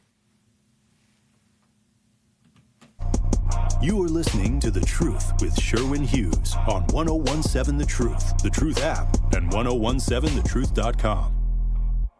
This is 101.7 The Truth's Kyle Wallace, and I am Milwaukee. I take great pride in being a 414 boy and representing the city that I love. The great memories I have of going to Northtown Cinema to see movies with family and friends, to going to Capitol Court to see the Black Santa Claus, this city has helped shape me into the man that I am today, and I pledge to utilize my voice as a way to advocate for you in our community. Join the home of Milwaukee's realest conversations, where you can speak your truth. We are the award-winning 101.7 The Truth. Milwaukee Black Talk.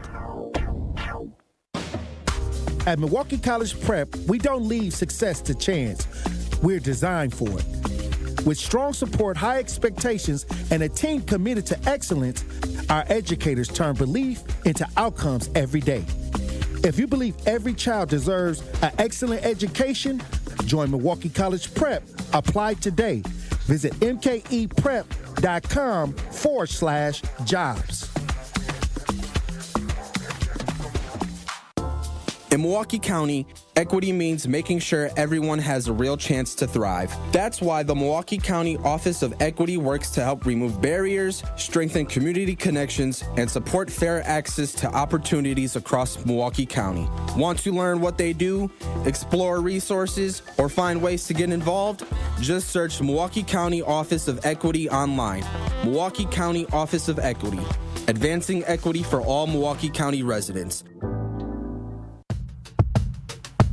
Hi, this is Sherwin Hughes from 1017 The Truth, and I want to talk to you about something bigger than just buying a house. I'm talking about building a legacy. Owning a home isn't just about four walls and a roof. It's about giving your kids a place where memories are made, where birthdays are celebrated, and where they always belong. It's about planting roots, knowing your neighbors, waving from the porch, and being a part of a community that feels like family. If you've been renting and wondering if home ownership is even possible, Axe Housing is here to work with you. An Axe Housing coach will help you create a plan, a budget, and move step by step toward owning a place you can truly call your own. They've already helped over 4,000 families become homeowners, and many are paying less than they were paying for rent. Don't let where you are today stop your families tomorrow. Start your journey at axehousing.org. That is ACTShousing.org.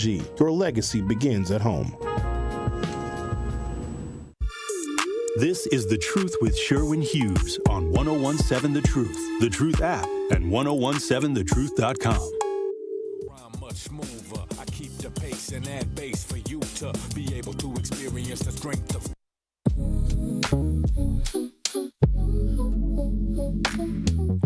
Truth Nation joined the Milwaukee County Office of Equity on Saturday, April 25th. That's this Saturday at 10 a.m. for the Story of Wealth exhibition at the Wisconsin Black Historical Society. Discover how policies have shaped financial opportunities in Milwaukee and learn how we can break down barriers to success.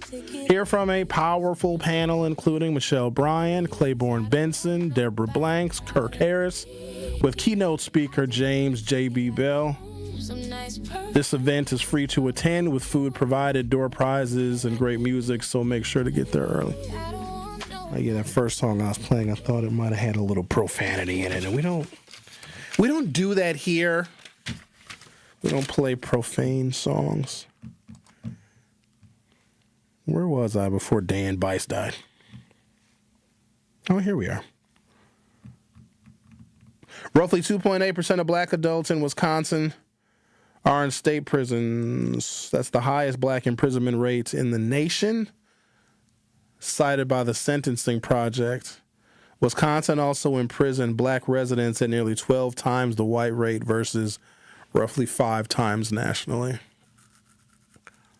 That is not measuring lifetime incarceration, which include arrests, jail bookings, probation, or people with records. It's just a snapshot of people who are physically in prison. Wisconsin's black population is relatively small statewide, but heavily concentrated in a few urban areas, especially Milwaukee. This matters because incarceration risk is not evenly distributed geographically. It is usually concentrated in neighborhoods with high poverty, high unemployment, lower school completion, higher violence exposure, heavier police presence, and more prior record accumulation. Contrary to popular opinion, there are some jobs you cannot get, some fields you cannot enter, and incomes you simply cannot make because of your incarceration record. Now, this doesn't mean you can't be successful, doesn't mean you can't make a whole bunch of money. Doesn't mean that. It just means it's more of an uphill battle, which then becomes the self-fulfilling prophecy of poverty. But I don't like how we blame poverty for everything. It's a combination of factors. Poverty it's been there. And there have been some eras in American history, especially for African Americans, where the poverty was less of a negative social indicator because everybody was poor. And poor people, when they pool themselves and pool their resources together, can actually better take care of one another because there was a real sense of community. If your neighbor that you don't know knocked on your door and said, "I'm hungry," would you feed him? Maybe some of you would. I know I wouldn't feed my damn neighbor. I'd be like, hey, buddy, you as I'm answering the door, eating McDonald's French fries. But there was a period of time, and we're nostalgic for that period of time because people will say, oh, Sherwin, it wasn't bad a long time ago, and the community was safer, and we all knew each other. So if you go back to that time, and they'll say things like, oh, the kids were well-behaved, and they were doing better in school. But if you go back to that time, there was a real profound sense of community because everybody was intentionally against black people, so black people really only had one another. So back then, if your neighbor was hungry, not only did you feed them, you sent them home with food so they could eat again. Now we don't do that. So individuality, which some would pride themselves on, has destroyed and eroded community. And when you have a bunch of individuals, that is when you have the higher likelihood for conflict. It's me against you instead of us together against them. If a large share of the state's black population is concentrated in a few high distress neighborhoods, statewide incarceration rates can spike. Milwaukee has long ranked among the most segregated metro areas in America. Segregation often produces weaker wealth accumulation, lower home values, underperforming schools, longer commutes to jobs, concentrated violence exposure, fewer professional networks. These conditions correlate strongly with criminal justice involvement. Many black families moved to Wisconsin during the Great Migration for manufacturing jobs. As industrial employment declined, many urban neighborhoods lost stable male employment, which is associated with. When are we going to stop blaming the factories that closed? Just curious. I mean, we can still blame them, but the factory's been closed a long time. Thank Bill Clinton. The current generation's grandparents were impacted by deindustrialization, which started in the 70s, because after World War II, if you needed something built, produced, or manufactured, it came from America because we bombed out the infrastructure of some of our largest foreign competitors like Japan and most of Western Europe. But once they got back online and they were producing again, now there's American competition for goods. People weren't really buying Japanese cars until the oil crisis in 1970. And then we come to find out Japanese cars were more reliable and they got better fuel economy. And they're just, and I hate to admit it, but they're better cars. The Japanese, the Germans though too, the Germans can make a car.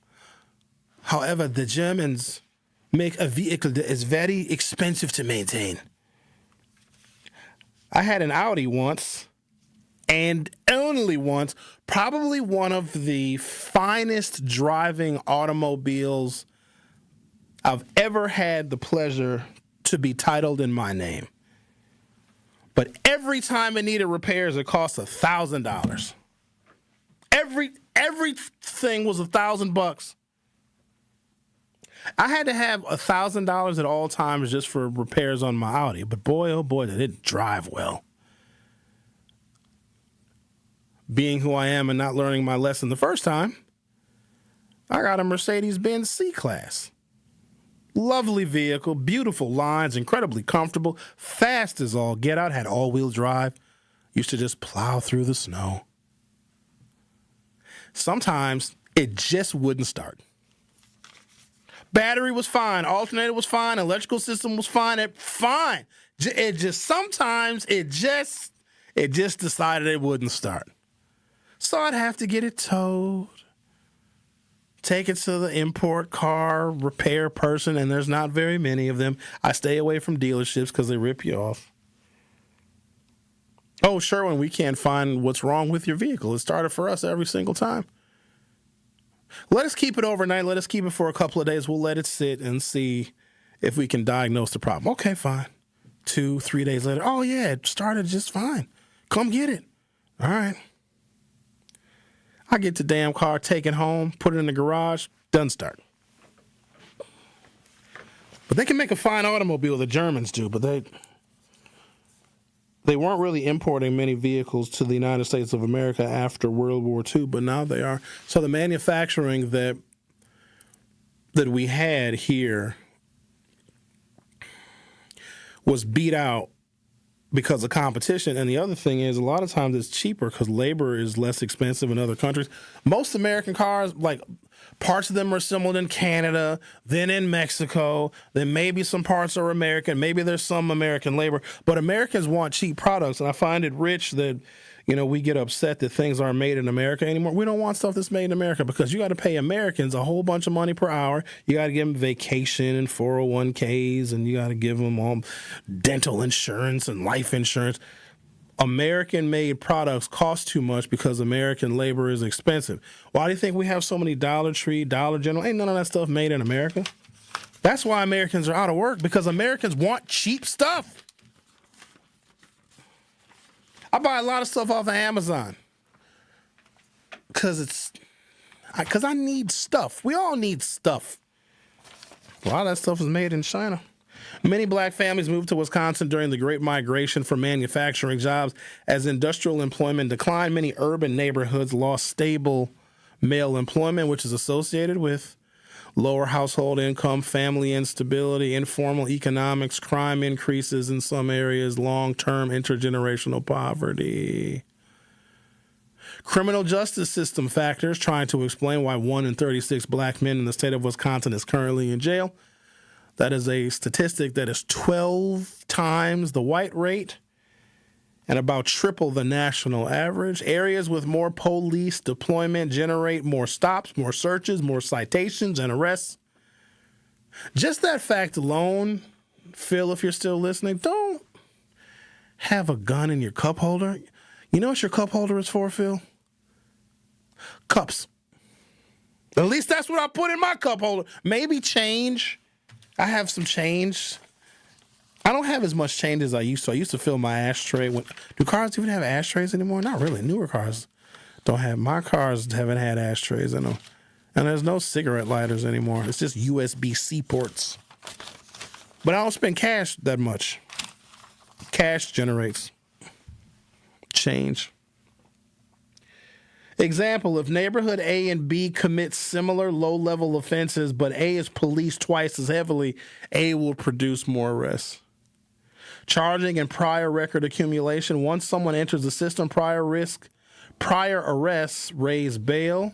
Prior convictions increase sentence severity. Supervision violations create new custody episodes. Habitual offender enhancements can extend sentences. The Truth with Sherwin Hughes will be back for Hour 3. You are listening to The Truth with Sherwin Hughes on 1017 The Truth app, and 1017thetruth.com.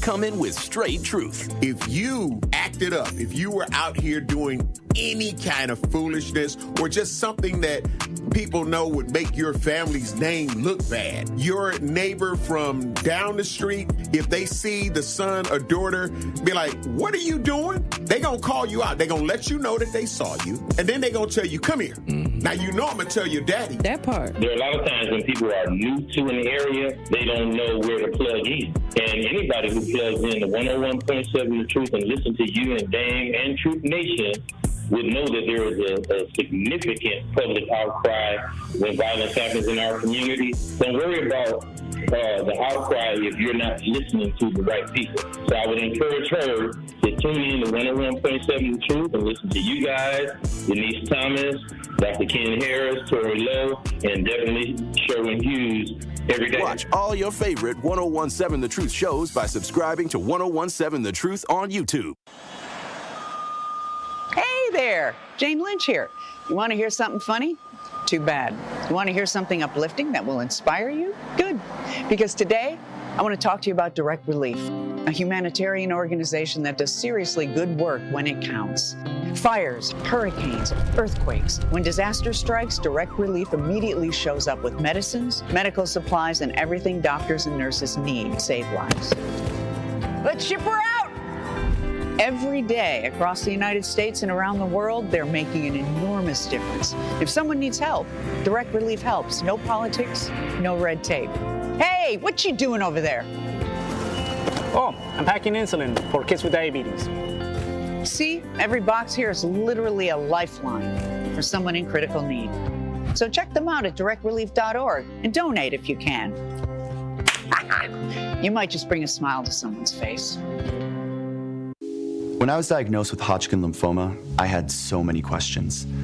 I didn't even know that it was cancer. Now I do. It is cancer. Blood cancer. It's actually one of more than 100 different types, and they're all treated differently. Now, unlike some other forms of cancer, usually there's no tumor. You can't screen for it to prevent it, and the symptoms can look like other things, so it could be hard to diagnose. I had a fever for weeks. I was so tired all the time. I didn't feel like eating or doing anything else for that matter. And I know that this can feel scary. But if you know what to look out for, you'll know what to tell your doctor. And you'll feel more empowered to take the next steps. Like getting in touch with the people who know the ins and outs and can help with everything blood cancer related. Blood Cancer United. They work one-on-one with each person who reaches out to answer questions and offer resources. Blood Cancer United was there for me, and they can be there for you. Go to bloodcancerunited.org to learn more. Milwaukee's Black Talk lives here. You are listening to 1017 FM, 1510 AM WGKB Waukesha, and W269DL Milwaukee, a locally owned Good Karma brand station. More of The Truth with Sherwin Hughes is next on 1017 The Truth, The Truth app, and 1017thetruth.com.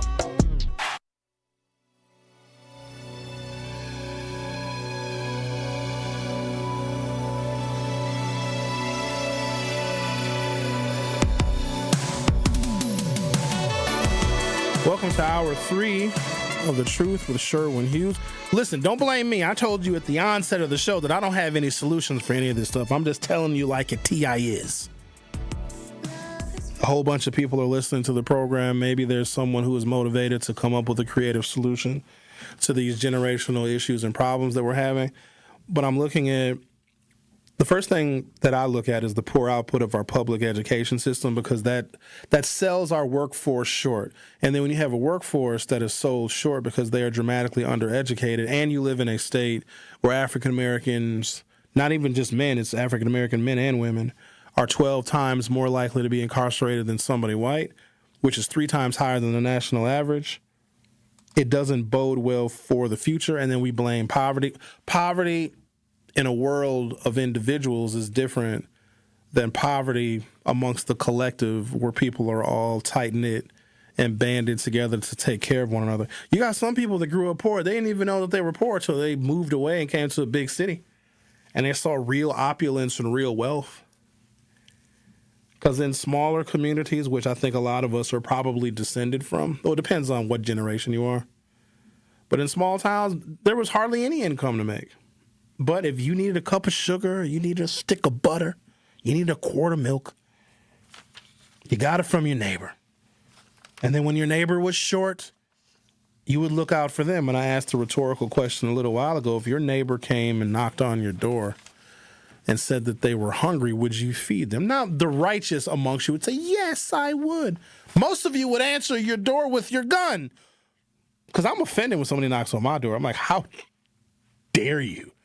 Who do you think you are that you can come on my property and request an audience with me when I didn't know you were coming? I don't know what it is.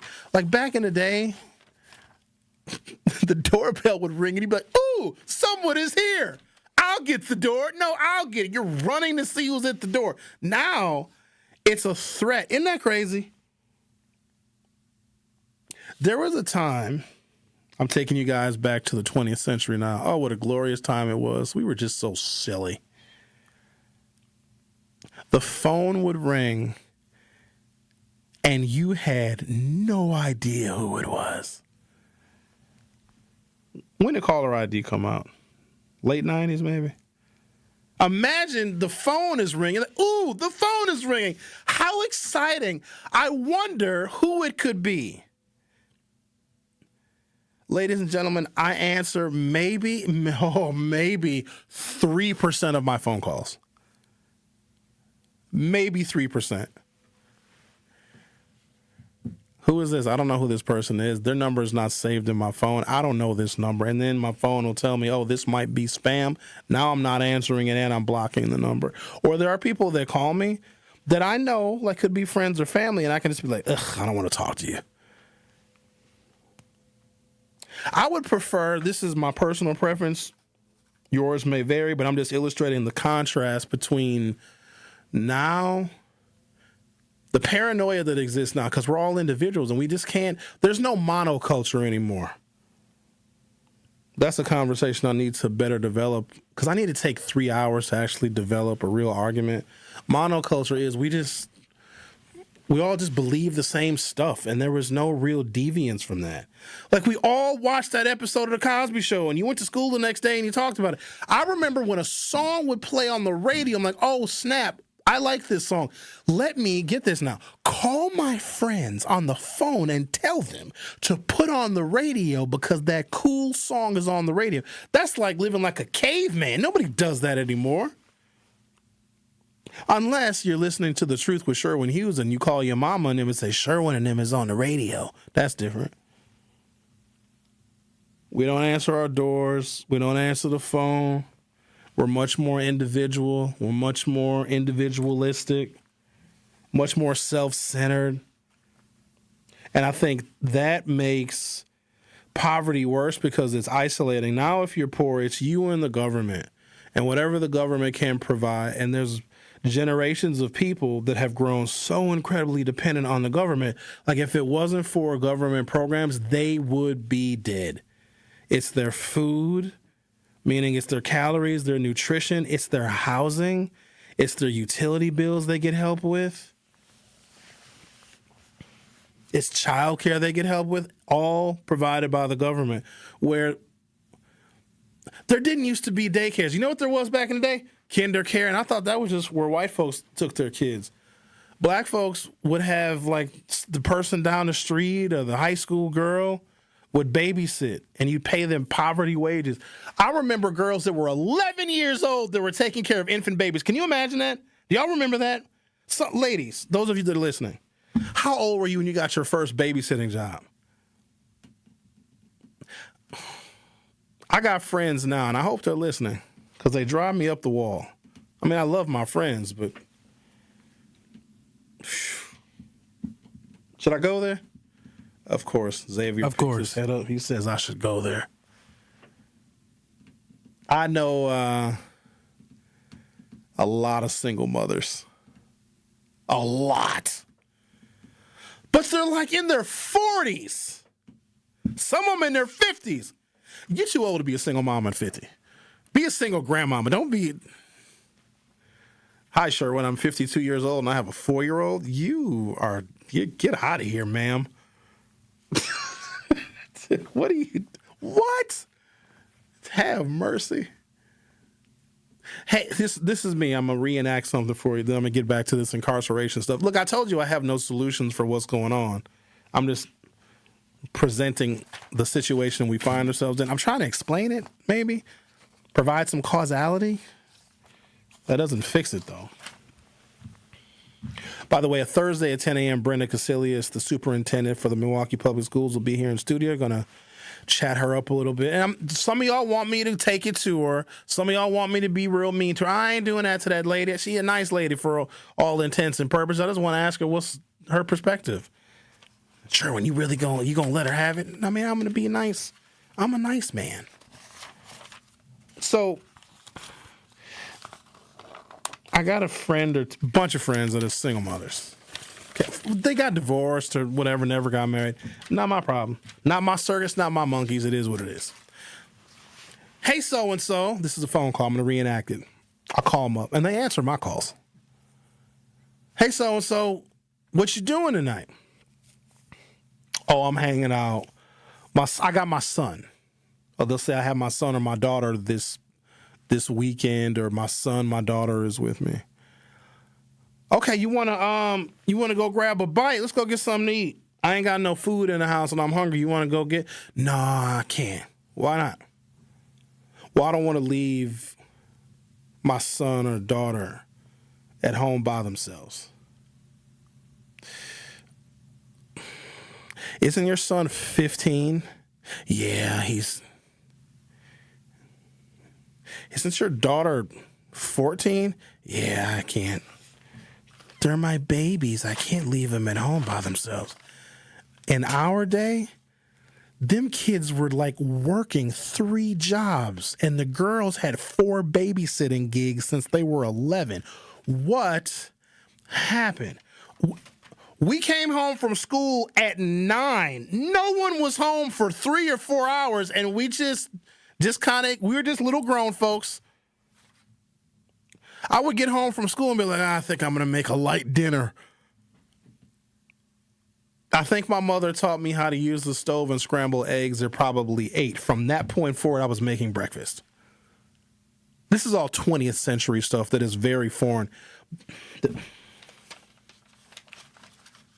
We used to just leave home as a kid, whatever your transportation was, usually your feet, maybe a bike, maybe a skateboard, and just disappear into the abyss until we came back home. And that whole streetlights thing didn't apply to me because there were no streetlights where I lived. I just came home when I got there. My parents would set rough time parameters. I didn't have a watch. There was no cell phones back then. You could tell what time it was. I mean, do we use sundials? How do we even know what time it was? You had to go and ask somebody what time. We didn't wear watches. Oh, the sun is half past Polaris. It must be 7:39. I think we were smarter back then. I really think so. Our parents would just tell us to get out of the house. Don't you got somewhere to be? Don't you got to go to your friends' houses? Yeah, I guess. Maybe go play outside. Now we don't want the kids to even go outside. They're afraid of the world. You got the Gen Alphas. These must be the youngest cohort. I stopped measuring generations after millennials, but whatever. Irresponsible, terrible employees. They're emotionally stressed. They can't do the work. The boss is like, yo, you got to do your work. I hired you to do your work. Then the alpha calls their mother. Their mother then calls the boss. You can't talk to my child like that. This is why we're losing to foreign countries, I think. Sentencing length matters. Incarceration rates rise not only because more people enter prison, but because people stay longer. There was an article in a journal Sentinel, I wonder if I have it, where like older people are going to jail now. Do I have this article?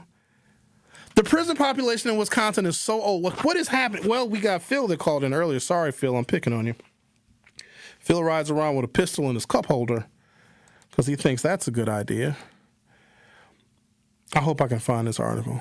The prison population in Wisconsin is so old that they're building like nursing homes for people that are incarcerated.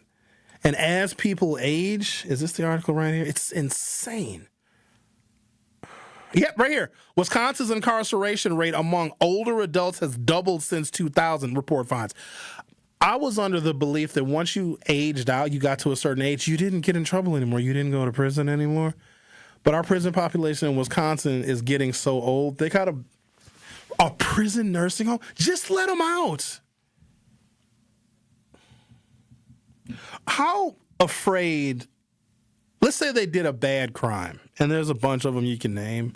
Well, sexual offenses are bad because nobody really gets rehabilitated from those. But if an 85-year-old person is in prison, let them out. What are they going to do? They're 85.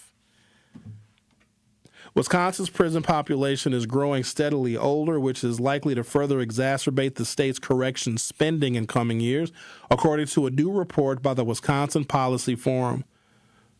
The report released today, April 21st, used state and federal data between 2000 and 2024 to analyze Wisconsin's prison system.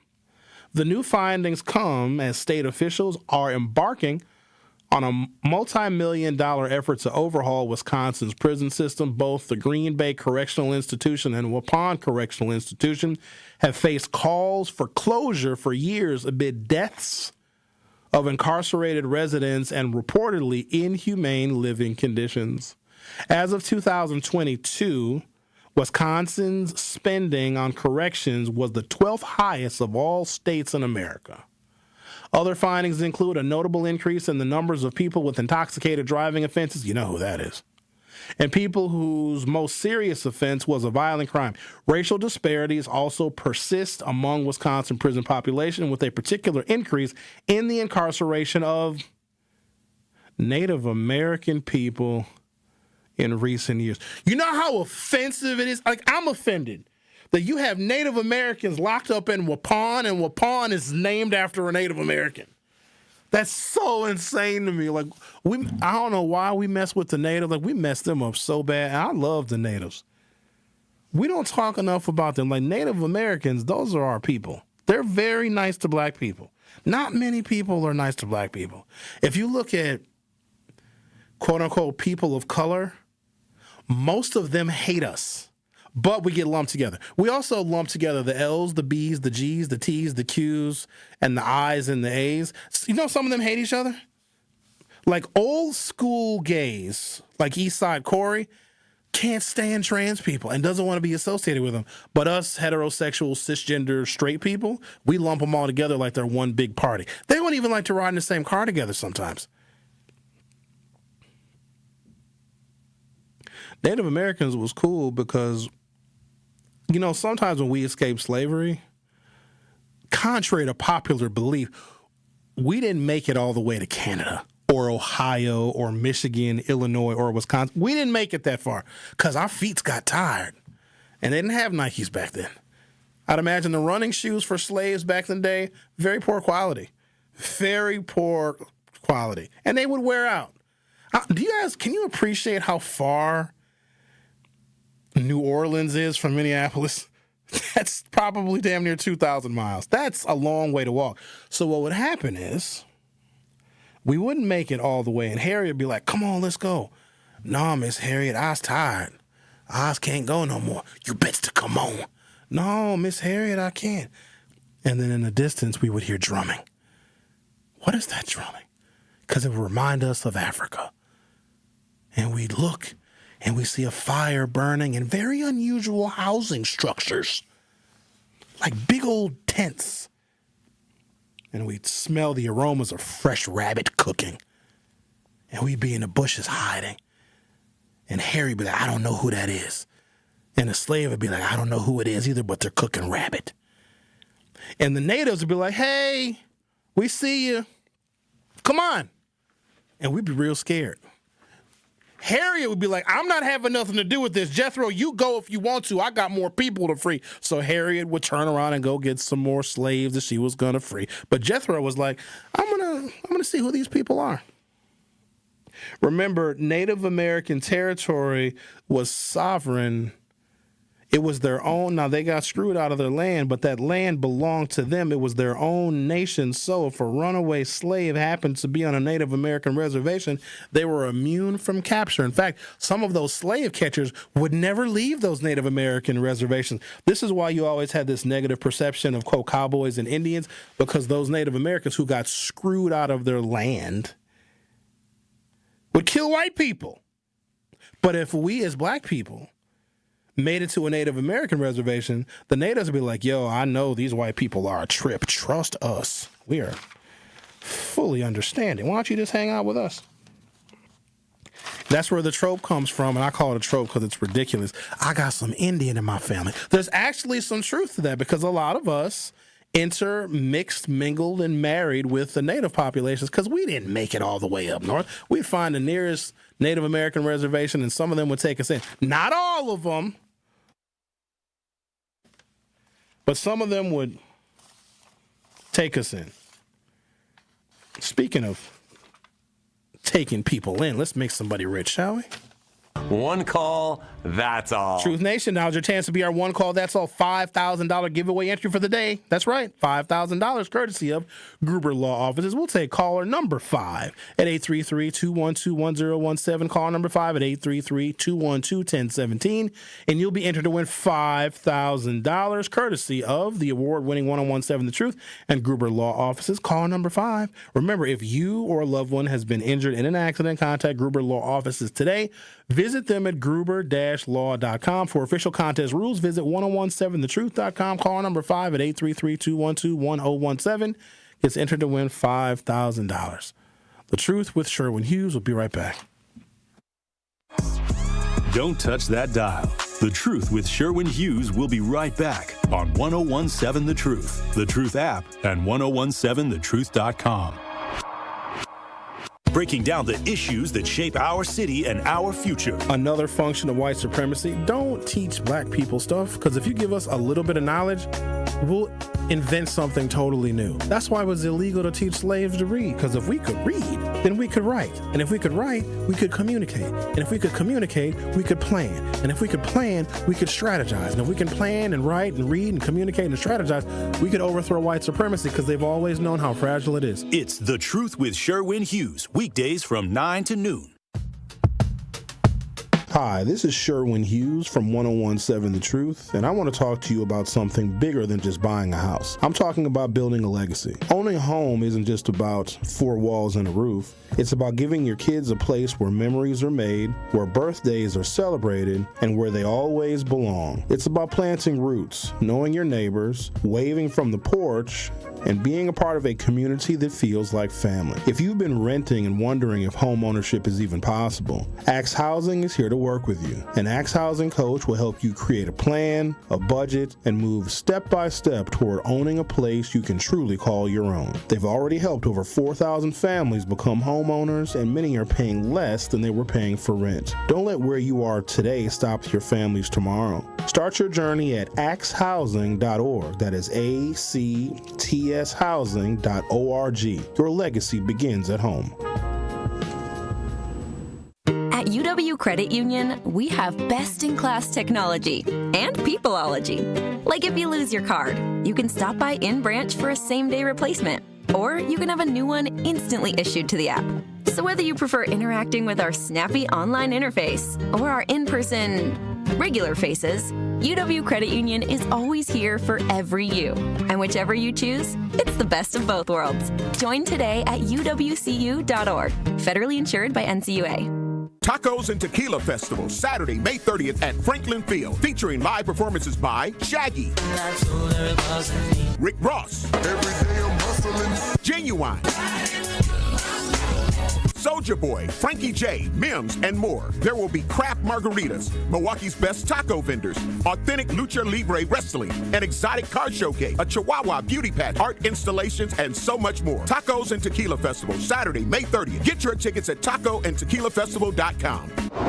Hey, Wisconsin, it's construction season, and the Wisconsin DOT wants to help you safely navigate work zones in your area. Check 511wi.gov or download the free 511 app to see current road work, closures, detours, and camera views on your route. Wherever your travels take you, know before you go with 511wi.gov. That's 511wi.gov. And remember, know before you go. Always park the phone while driving. Sponsored by the Wisconsin DOT.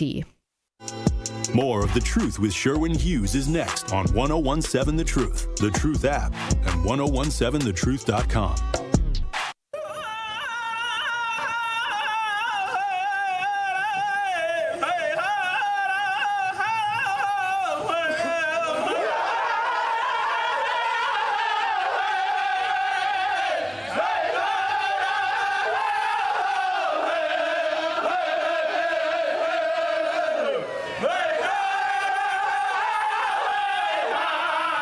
I can get down with this, because this is what we heard in the distance when we were escaping the plantation. Like, what is that? What is that sound?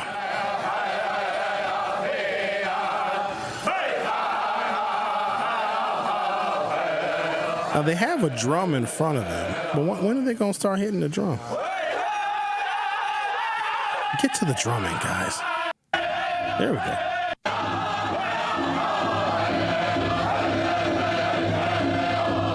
That sounds very inviting to a runaway slave. Cooking fresh rabbit and venison. You know, Jethro, the runaway slave. This looks like a party.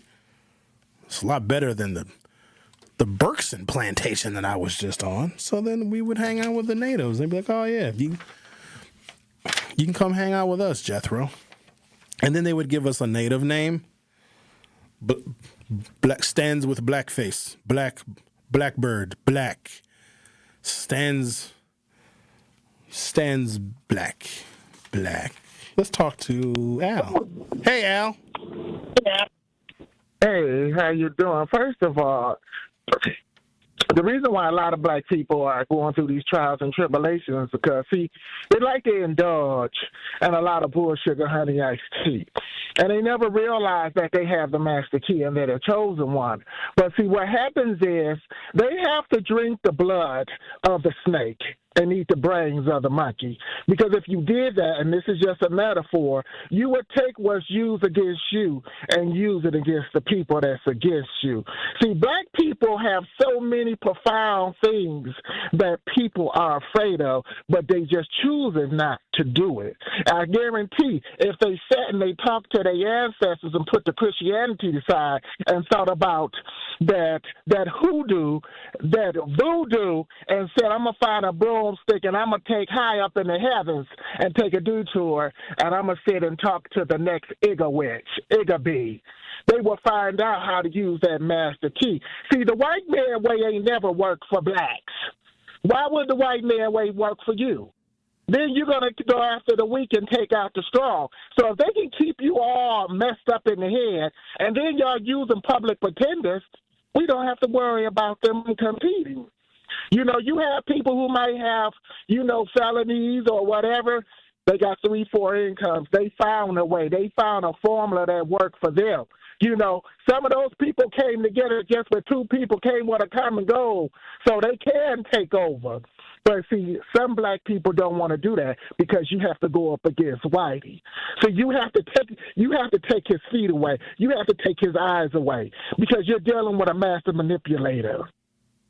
So because they choose not to do that, you're going to stay getting locked up. You're going to keep using poverty as an excuse. Like you have some people back in the 70s where they got out the war. They was laying concrete making $500 a week.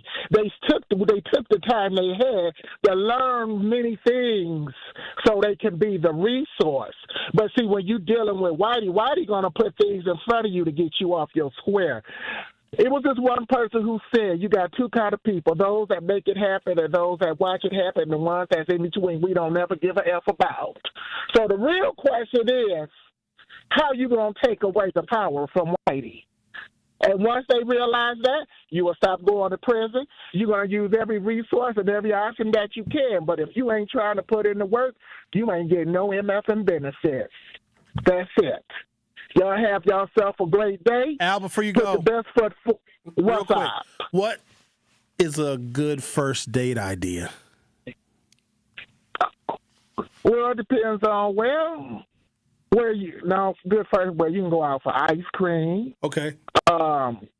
You can go down to the lakefront, get some sub sandwiches, and just sit there and talk. Okay. Then maybe you take a walk. It depends on who and what you're dating and the class of what you're dating. If everything is hood, that's going to be that date is not going to be too good because it's going to be very low vibration. Okay. But if you're dating somebody of class and essence, then you want to say, well, maybe we'll take a boat ride on the river. Oh. And then we're going to go from there and maybe go to like a wine tasting or a whiskey tasting. And then we're going to probably go somewhere down here in Indy with a nightcap.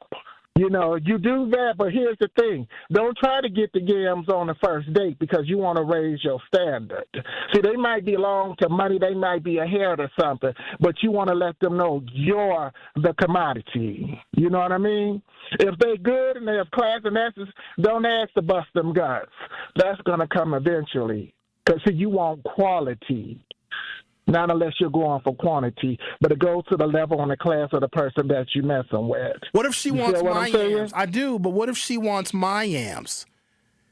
Well, if she wants your yams, okay, well, I want you to understand this. When I give you these yams, we're still dating. We're not obligated to each other. Right. And once you have that orgasm, it's done. So that does not mean you call me your man. You're not my wife. We're just effing. But what we're going to do is take a shower, drink 2 bottles of water, and then we're going to eat a banana because we got to replace that with potassium, you know. But if it ain't good, it don't need to be no second round. And then you got to also look at what are they doing. Are they just laying there? Are they doing a crouching tiger? Are they doing a handstand on the wall and they fold their legs over and you get beat it up like that? You know, it's all kind of things. But real men, if you're trying to get her, what my sister told me was, if you really want to prove that and this woman you're trying to get, eat her out while she's on her period. Wow. And that's the best Bloody Mary you can. Either use salt and sugar when you put it on your hand first. Have you done that? Because that separates the beer from the boys. I've done it plenty of times, but I'm a highly freaky individual. So, but I guess what I want, so. Because you got to remember, some of y'all got too many stipulations. So while y'all have y'all stipulations, somebody like me gonna move right in, get in, and get out. Y'all can get the leftovers, you know. But it depends on what you do.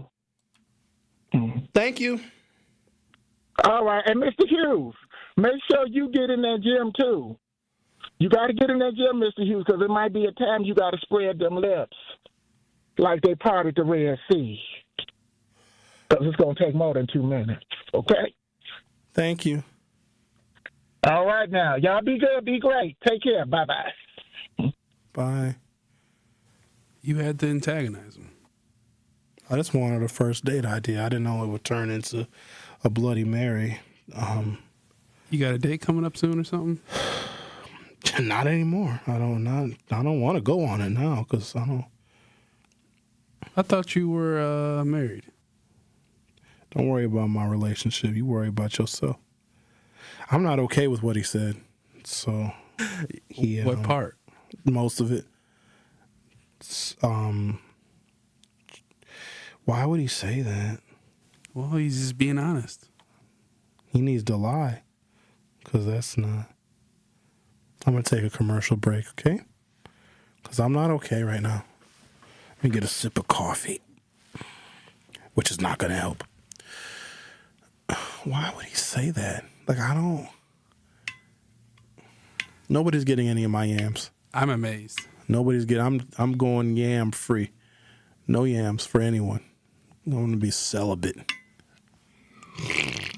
That little conversation made you feel that way? Yeah, I don't want to be involved with anybody because I don't want any of that. What he just said. I don't want. You're not a fan of Bloody Marys? Not anymore. I got paper. Oh, I gotta read this. It's a spring thing, Milwaukee. Come on out Saturday, May 2nd from 11 a.m. until 3:30 p.m. at the Embassy Center, 3725 North Sherman Boulevard. There's free family community resource fairs from ages 0 to 100. Get free diapers, baby wipes, groceries, haircuts while supplies last. Don't miss the baby food prep classes and powerful maternal health speakers, Bishop Walter Harvey and Dalvery Blackwell. Doors open at 10:30. Come early. It's a spring thing. Don't miss it. Don't you miss it. The Truth with Sherwin Hughes. Will be right back. You are listening to The Truth with Sherwin Hughes on 1017 The Truth, The Truth app, and 1017thetruth.com. At Milwaukee College Prep, we don't leave success to chance. We're designed for it. With strong support, high expectations, and a team committed to excellence, our educators turn belief into outcomes every day. If you believe every child deserves an excellent education, join Milwaukee College Prep. Apply today. Visit mkeprep.com/jobs. Talking about guns with others might not always feel comfortable, but it could save a life. Here's a way to start a conversation. Your family is going over to your neighbor's home for dinner for the first time. How would you ask if there are any unlocked guns in the home? Hey. Hey, we're so excited for tonight. Before we come over, may I ask a few questions? Yeah, of course. Do you have any pets? Yes, we have a dog. Great. Do you have a pool outside? Nope, just a big old backyard. Nice. Another question. Are there any unlocked guns in the home? Our guns are stored securely, locked in a safe that the kids can't access. Awesome. Yeah. Now, let's just talk about what we can bring for dessert. Learn how to have the conversation at agreetoagree.org. A public service announcement brought to you by the Ad Council. You served behind the desk. You served in combat. You did 4 years and got out. You were drafted. You gave 20 years. You gave exactly what your country needed. And so did you. When you raised your hand and swore an oath to your country, when you put your name on a dotted line, you became part of only 1% of Americans who did the same. You are a veteran. You are a veteran. You are a veteran. Because no matter when, where, or how you served, you made a sacrifice for your country, and you deserve support. If you're struggling with life after service, don't wait. Reach out. Reach out to a loved one, to a fellow veteran, to VA. Find resources at va.gov/reach. Brought to you by the United States Department of Veterans Affairs and the Ad Council. More of The Truth with Sherwin Hughes is next on 1017 The Truth, The Truth app, and 1017thetruth.com.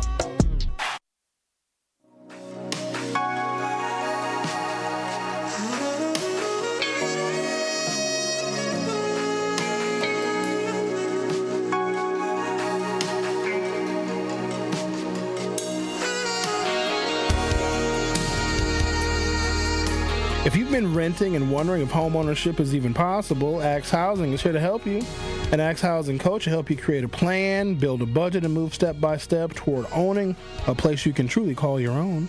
They've already helped over 4,000 families become homeowners, and many are paying a lot less than they were paying for rent. Don't let where you are today stop your family's bright future.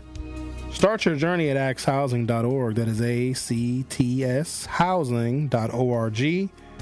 Your legacy begins at home. I just read that off of a ripped piece of paper. I'm going to set that over there. We started the show talking about a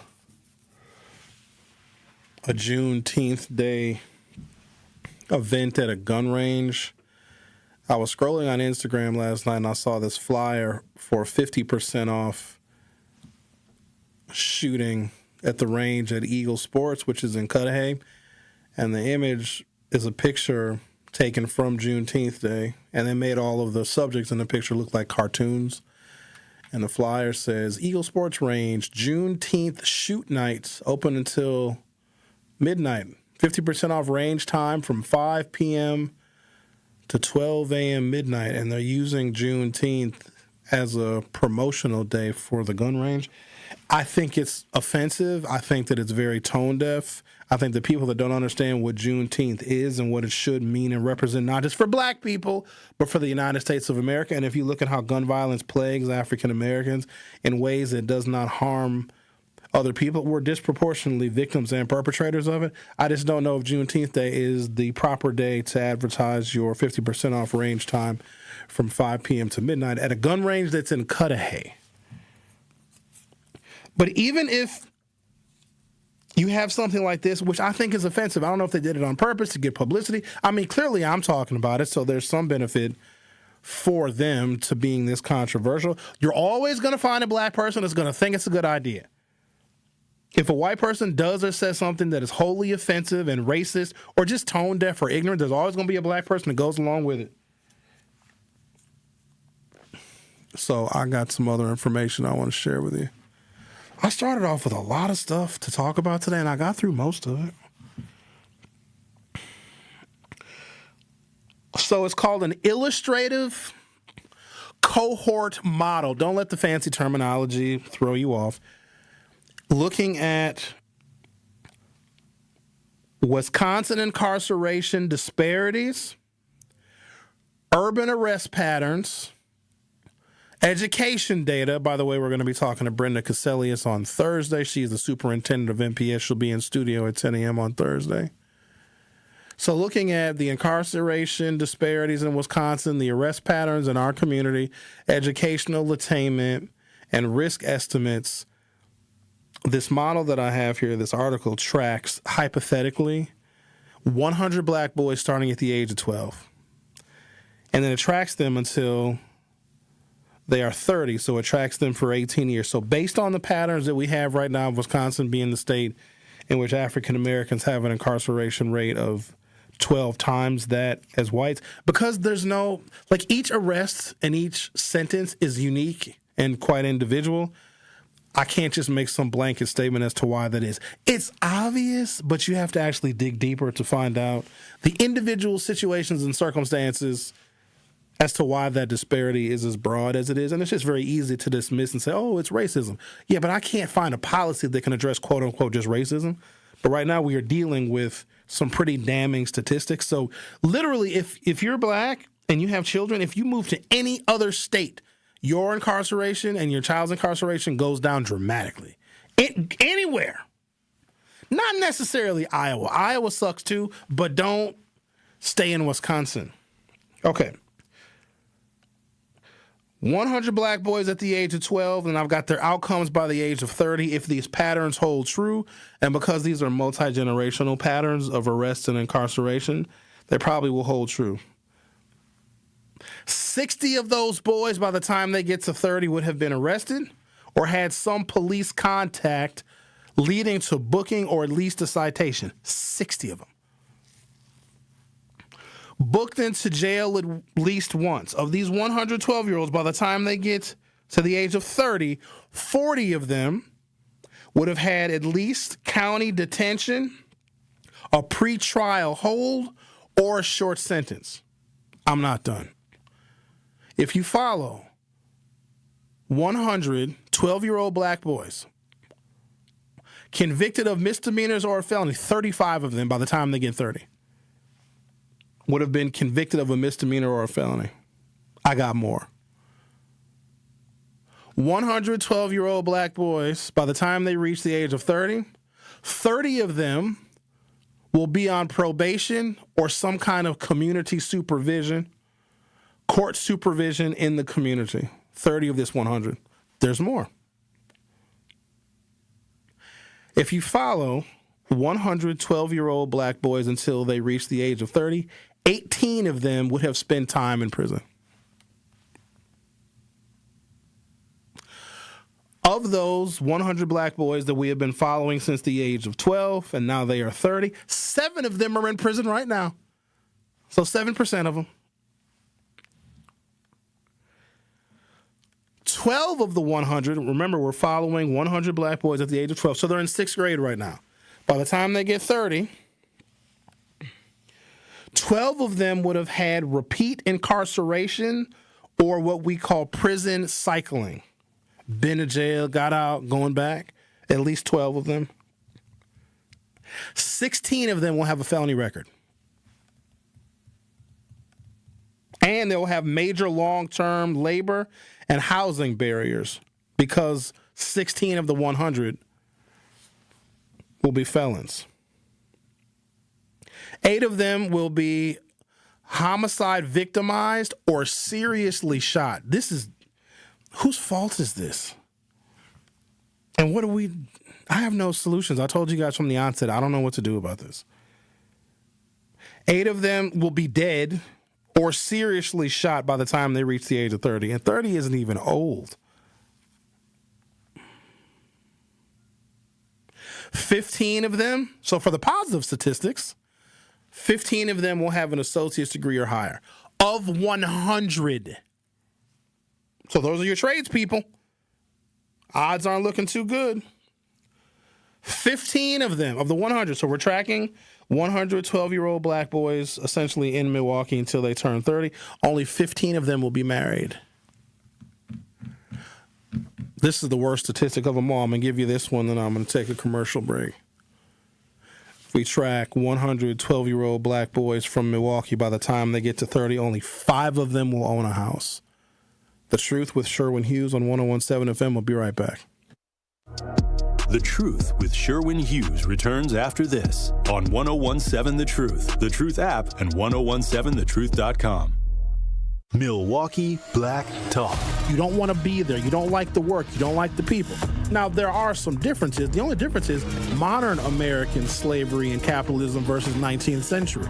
We were dramatically more primitive back then. And a slave that is able to buy their freedom is the same as the disaffected, disgruntled worker that is able to buy their way into entrepreneurship, because that for them is freedom. Listen to The Truth with Sherwin Hughes weekdays from 9 a.m. to 12 p.m. April is Global Volunteer Month. Wisconsin's volunteers are transforming our communities every day through their acts of service. Wondering how you can give back? Find the perfect volunteer opportunities at volunteerwisconsin.org or contact your local United Way or volunteer center. On volunteerwisconsin.org, you can filter opportunities by location, organization, cause, accessibility, and more to find your best fit. VolunteerWisconsin.org is hosted by United Way of Wisconsin and Serve Wisconsin. Paid for by United Way of Wisconsin. Hi, this is Sherwin Hughes from 101.7 The Truth, and I want to talk to you about something bigger than just buying a house. I'm talking about building a legacy. Owning a home isn't just about 4 walls and a roof. It's about giving your kids a place where memories are made, where birthdays are celebrated, and where they always belong. It's about planting roots, knowing your neighbors, waving from the porch, and being a part of a community that feels like family. If you've been renting and wondering if home ownership is even possible, Axe Housing is here to work with you. An Axe Housing coach will help you create a plan, a budget, and move step by step toward owning a place you can truly call your own. They've already helped over 4,000 families become homeowners, and many are paying less than they were paying for rent. Don't let where you are today stop your families tomorrow. Start your journey at axehousing.org. That is ACTShousing.org. Your legacy begins at home. When you're high, you feel different. Pretty obvious, right?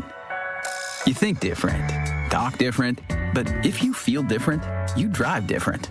So if you're high, just don't drive. Brought to you by NHTSA and the Ad Council. Happy kids heal faster, and that's why Starlight is dedicated to improving the mental well-being of sick kids across the U.S. Learn how at starlight.org. Serious truck crash? Call Gruber Law Offices today. More of The Truth with Sherwin Hughes is next on 1017 The Truth, The Truth app, and 1017thetruth.com.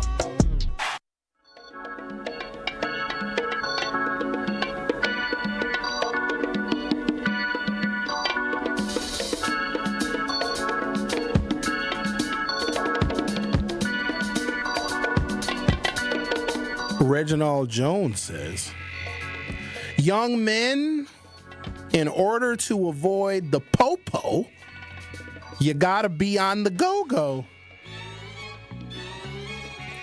Which is ironic, Reggie. I don't know if you were referring to this new policy. Reggie says, to avoid the popo, you gotta be on the go-go.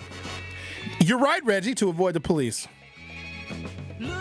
Milwaukee Police Chief Jeffrey Norman issued a new 11-page policy restricting foot pursuits, prompting backlash from the police association representing rank-and-file officers. You can't. What? So I remember we went back and forth. So Alfonso Morales, who was the previous police chief, there was some revision of the car chase policy, when you could and could not chase, when the police could and could not chase a suspect, because we don't want innocent people getting hurt. My thing with that is, if a suspect is wanted and they flee and someone gets hurt in the process, that's the suspect's fault. Because what I don't like or don't want or want to mitigate, and maybe this is rare, but I don't want it to happen ever, if there's a suspect who just committed a crime and they're fleeing at a high speed and the cops are like, oh, we have a no chase policy, and then that person goes and commits another homicide and we didn't chase them. Maybe the chase could have prevented that additional homicide from taking place. And if somebody gets hurt, like, it's unfortunate, And I have been on the road when there was a high-speed chase. In fact, I was with my guy Keith. We had to drive up on the curb because we saw a vehicle coming toward us at least, we were on State Street, like at least 90 miles an hour, and then a line of Milwaukee police officers. It was Wauwatosa police, actually, following this person in probably a stolen vehicle. Luckily, we got out of the way, but if we would have been hurt, that would have been the person's fault that was fleeing the police. But now they have... This probably is not the kind of information that you want lawbreakers to know, that they have restricted. Let me read more about it. But they've restricted foot chases. Quote, there were some legalities with it that we could not really argue with, Milwaukee Police Association Alex Ayala told Wisconsin Right Now. We did not agree with it and told the chief that we also want clear language for our officers to follow. It's not clear and concise. Some officers also expressed concern. Quote, this is just another way to defund the police, said one frustrated cop.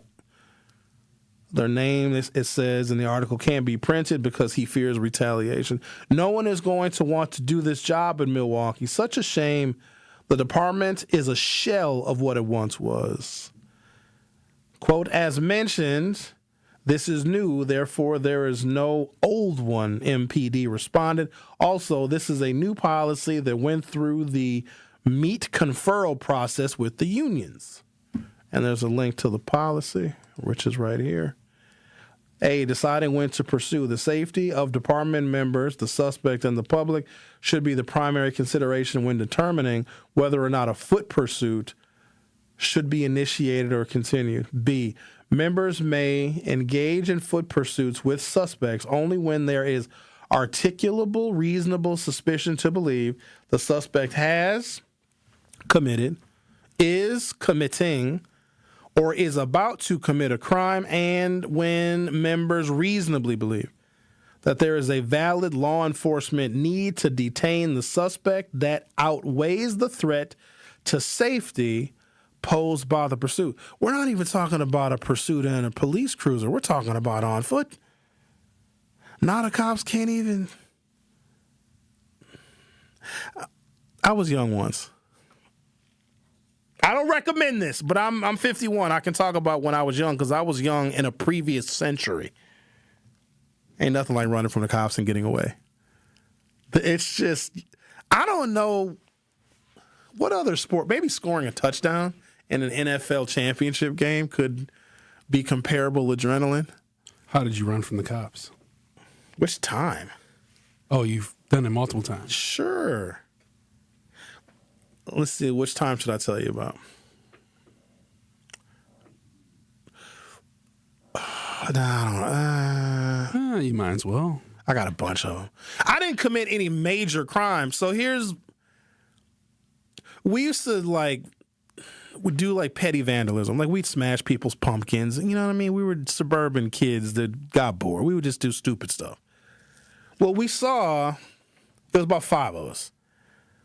And we saw a patrol car because we were, hence the name of the rock band, Smashing Pumpkins. We were tearing up people's pumpkins because, screw you and your pumpkins, right? So we see a squad. So we duck off into a yard, and this yard had heavy brush, like bushes in their front yard. So we hid because I think the squad was probably looking for us. Well, we know they were looking for us because somebody called on us. Here's what we didn't know. The yard that we hid in, so there's 5 of us, and I think I'm in 7th grade. We hid in the bushes in this yard. The house whose yard with the bushes that we hid in got broken into the night before. So the people looking out the window thought that we were the robbers that broke into their house the night before. And so now you got a bunch of squad cars. So we're sitting in the bushes, and then here's your tip-off sign. You hear the radio because they had parked the squad somewhere else. We hear 32 for the 5 for the. We're like, oh snap! And we heard the radios getting closer, so we broke camp. I got him! I see him! They're running! They're 32, 45, 95! Because they thought that we were robbers, and it was snow on the ground. So we all went to our boy Ryan's house. Ryan wasn't with us, but Ryan was a friend of ours who lived nearby because we couldn't run forever. Damn cops followed our footsteps to Ryan's house. And they took us down to Brown Deer Police Station. And they realized, yeah, you guys didn't break into the house. I know, we're smashing pumpkins. My mother was mad. She had to come pick me up. First of all, don't make a black mother pick you up from the police station. Here's the thing. I'm lucky that she even got me, because she could have been like, yeah, I don't want him anymore. And my dad would have just followed her lead. Sorry, son, your mother said we got to leave you at the police station until you're 47 years old, so we're going to leave you here. Let's talk to Norm, shall we? Norm, you're on 101.7 The Truth. How are you? What's up, my brother? What's going on? Hey, I was listening to you, but I had to call when you said that. But back then, we used to know our neighborhood, so it was easy to run away from anything because we knew our neighborhoods. You know what I'm saying? So you ran from the cops too? Man, you used to hear them fire trucks. We used to remember that little bell with the fire thing they used to have. We used to run, pull that and just run. We used to do all kinds of dumb stuff, man. You know, we just knew our neighborhood, man. We used to just have fun as kids, just something to do. Hey, man, you have a good one. Peace, brother. All right, you too. So where I grew up, the houses are further apart and the yards were huge. So ducking off in a yard and going from house to house was a lot of running. It was a bell on a fire truck. What year was that, Norm? Fire department, ding-a-ding-a-ding-a-ding-a-ding-a-ding. I'm thinking of a 1922 fire truck where they had... I thought you got away. I didn't get arrested for breaking and entering. Oh. There were other times where I got away. Or what'll happen is, because you got to split up. Then you make the cops have to choose, because they can't go after everybody. Somebody's always going to get caught. I, fortunately, would be the first one to break away from the pack. Let's all run together. Like hell. Everybody going straight, Sherwin going left.